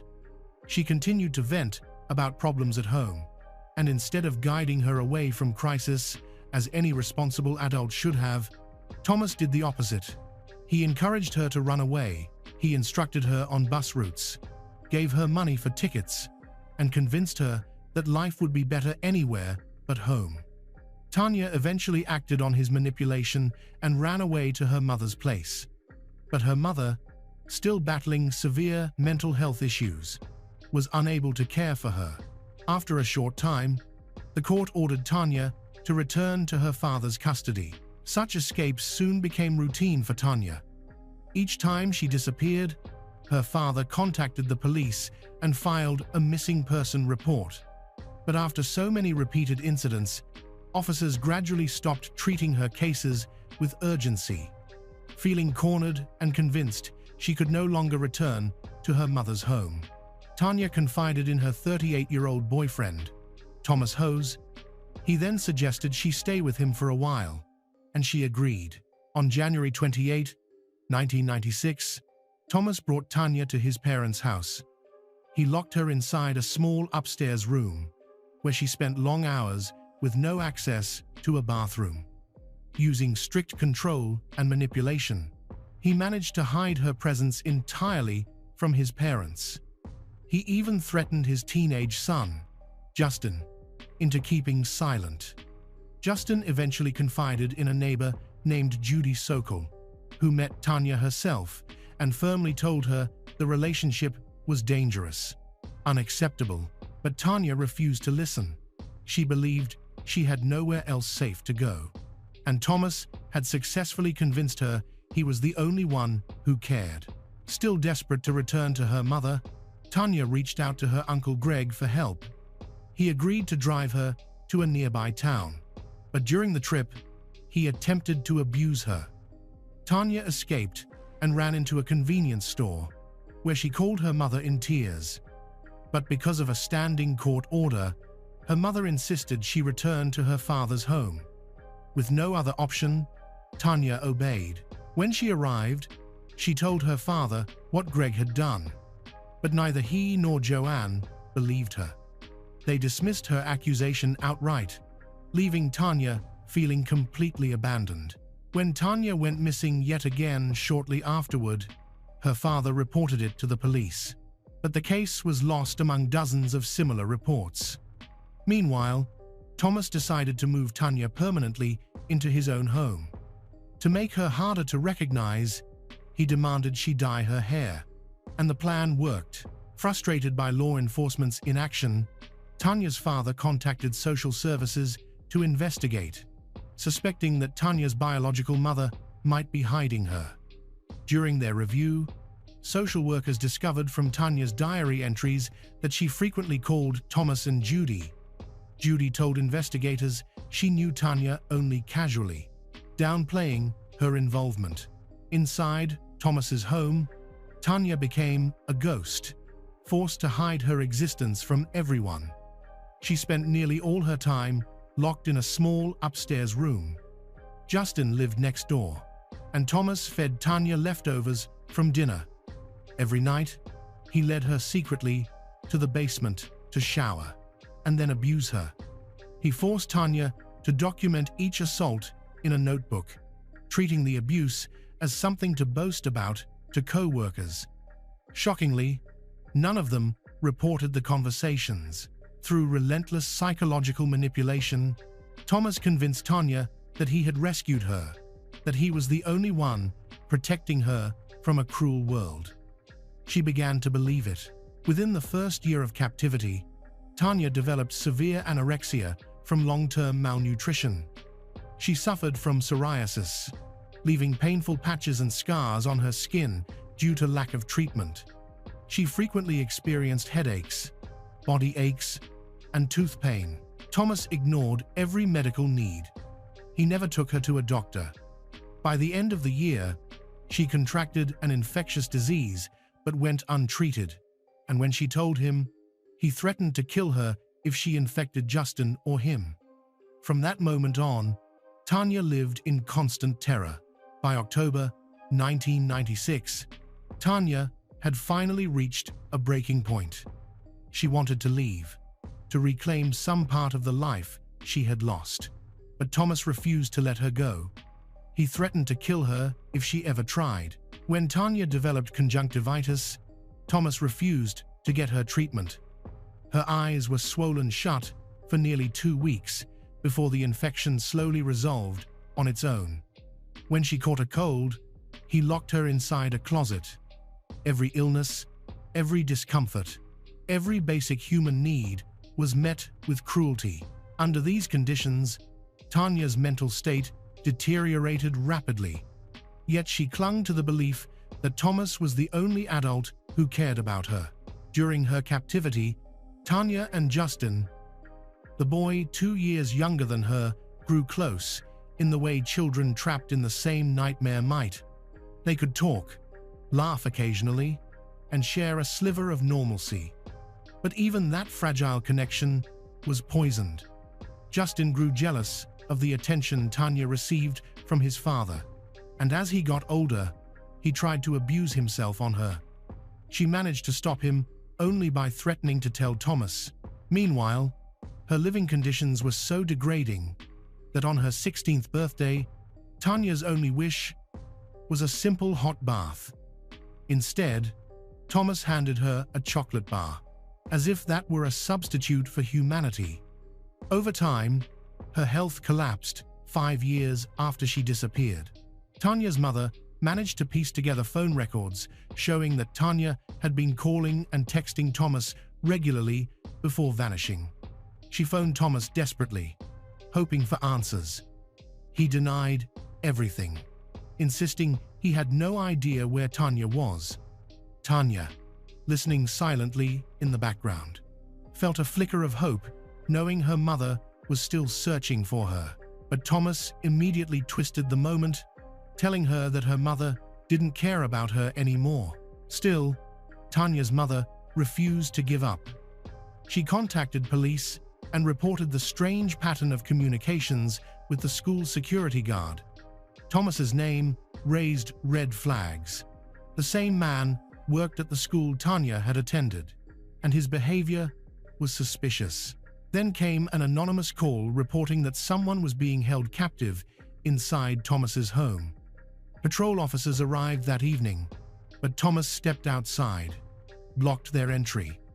He claimed his elderly parents were asleep and he didn't want them disturbed. At that moment, Tanya was crouched in the basement, hidden inside a cardboard box as Thomas had ordered. Shockingly, the officers did not insist on searching.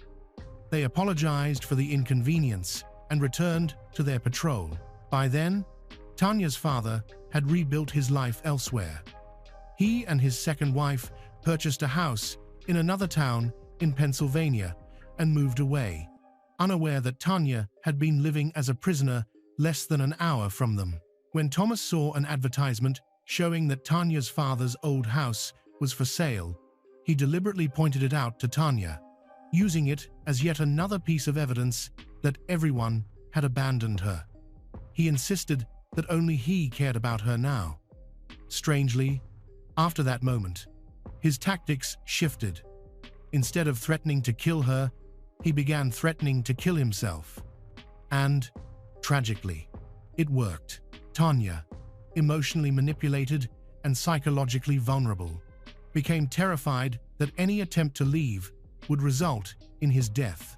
Around this time, Thomas began discussing two recent local murders with her. Both victims were teenage girls who had attended the same school as Tanya. The first was 16-year-old Anna Callahan, whose body was found along a riverbank in 1995. Her appearance bore a noticeable resemblance to Tanya's. Then, in June 1998, 14-year-old Kimberly Krim disappeared. She also resembled Tanya. Kimberly's badly decomposed body was later found in a cemetery near Thomas's home, with two young girls dead and no clear suspects. Rumors spread that a serial killer might be operating in the town. Because both bodies were badly decomposed, investigators could not determine the exact cause or time of death. By this point, Tanya's mental health had declined dramatically. She struggled to separate reality from the twisted narrative Thomas had forced her to believe.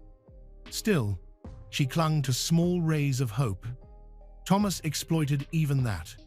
He began promising that they would move into their own apartment soon, a place where she could live more freely. But every time Tanya asked when they would move, he invented new excuses.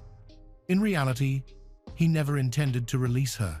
He feared that anyone seeing her in public would immediately alert the police. In 1998, Judy, a neighbor, asked Thomas what had happened to Tanya. He insisted she had left long ago and that he had no idea where she was. The lie worked. In 2000, when she turned 18, Tanya stepped outside Thomas's house for the first time in 4 years. She pleaded with him for new clothes because she was still wearing the same outfit she had on the day she disappeared. So Thomas instructed her on bus routes and told her where to go. Even alone on the bus, Tanya felt no urge to run. She was terrified, conditioned to believe that escape would cause Thomas to kill himself. She returned willingly. Thomas then fabricated a new lie. He told her he had hired a lawyer and that their only hope was to get married and then move to another state. But he had no intention of doing any of this. He still lived off his parents' income and had no means of supporting an independent household. During Tanya's occasional walks around town, no one recognized her. Her appearance had changed dramatically, and people simply assumed the missing girl from years earlier had disappeared forever. By the fall of 2000, Tanya was allowed out of her room more frequently, usually at night when Thomas's parents were sleeping or away. During these moments of limited freedom, she would step onto the back porch and feed stray cats. Later, Thomas began giving her small amounts of money so she could go shopping occasionally. By late September, he allowed her to buy gifts for Justin's birthday. During one of these outings, Tanya visited a small shop owned by Joe Sparico, a kind man known for helping locals in need. Joe noticed how timid, withdrawn Tanya was, and over time, he gently tried to form a connection. Near the end of the year, Thomas's father became seriously ill, could no longer work. Medical expenses increased sharply, and the family soon faced financial strain. As a result, Thomas stopped giving Tanya money entirely. Despite her hopes, nothing improved in the following years. Thomas continued lying, insisting they were too poor to move, too poor to hire a lawyer, too poor to change anything. And the lies continued until 2004, 8 long years after Tanya vanished. By 2004, Tanya was 22. Thomas's son, Justin, now 20, had started working. Tanya increasingly complained about her living conditions and overwhelming loneliness. To maintain control, Thomas instructed her to adopt a new name, Nikki. Eventually, after Thomas's father was discharged from the hospital, he decided it was time for a formal introduction. Tanya was nervous. Despite having lived in that same house for 8 years, none of Thomas's parents knew she was there. The meeting was strangely uneventful. His parents shook her hand, exchanged polite greetings, and moved on as if nothing were unusual. But beneath that outward calm, things were shifting.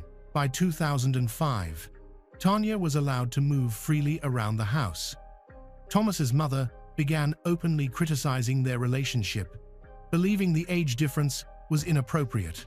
Observing the harmonious relationship between Joe and his wife, Janet Sperico, Tanya realized the seriousness of her own situation. Tanya, increasingly exposed to normal social interactions, began to recognize just how abnormal her relationship with Thomas truly was.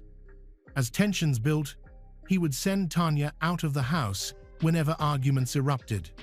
She often walked to Joe's store, her only safe haven, and confided in him about the disagreements. Sensing Tanya's distress, Joe offered Tanya a part-time job so Tanya could become more independent.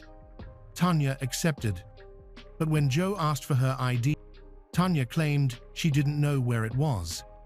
This deepened Joe's suspicion.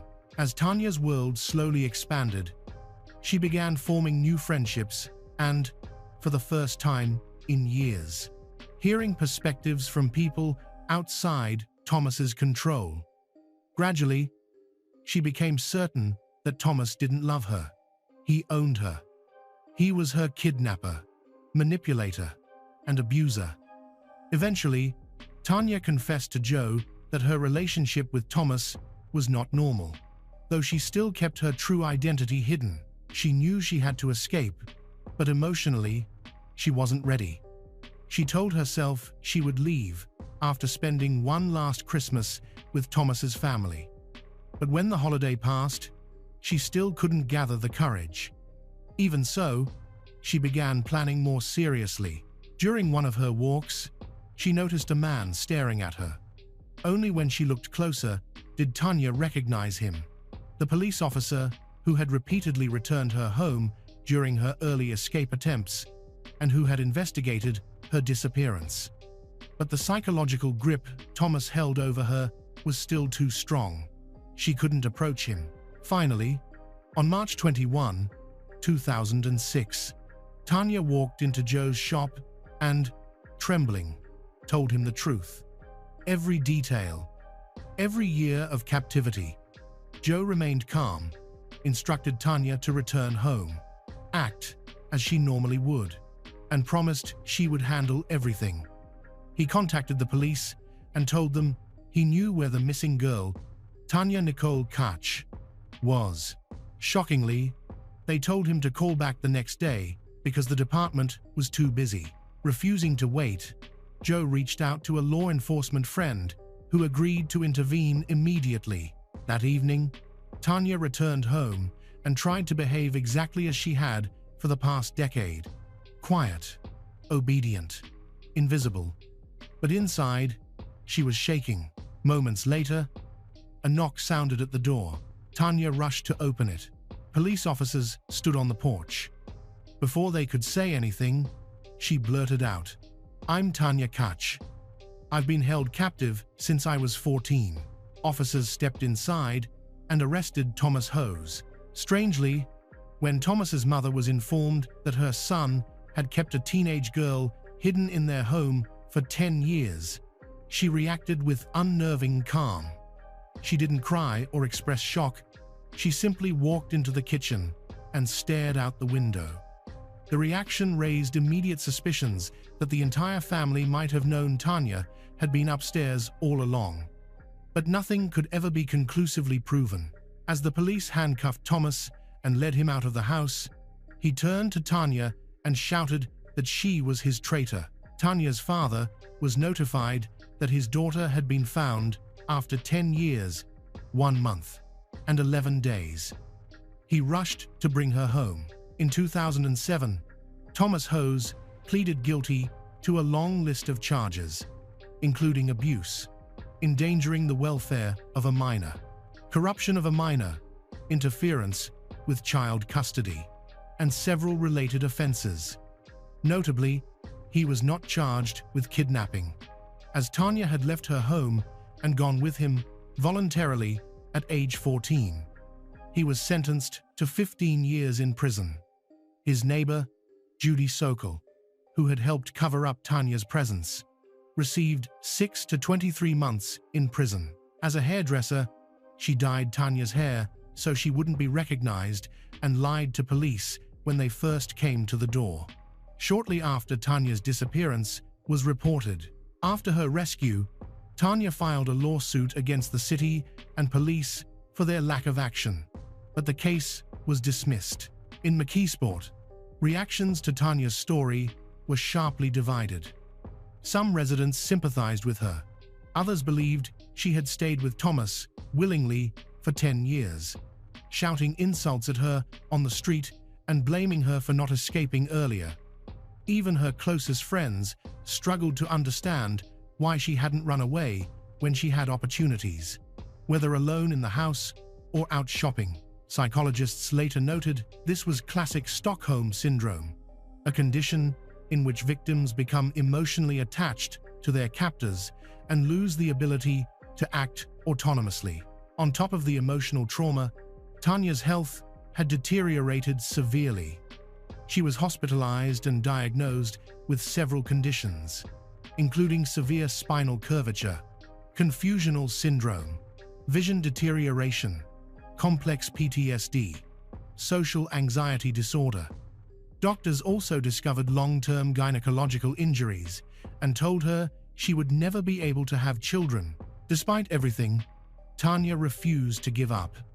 In 2008, she began a relationship with a man named Carl. 10 years later, they married.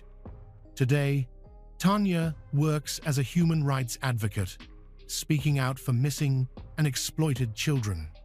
In 2017, she published a memoir detailing the horrors of her captivity. Thomas Hose served his full 15-year sentence and was released in 2022. He is now a registered abuse offender. Disturbingly, he lives in the same city, indeed, in the same building, as the woman he imprisoned for a decade. Tanya admitted she still fears the possibility of running into him on the street.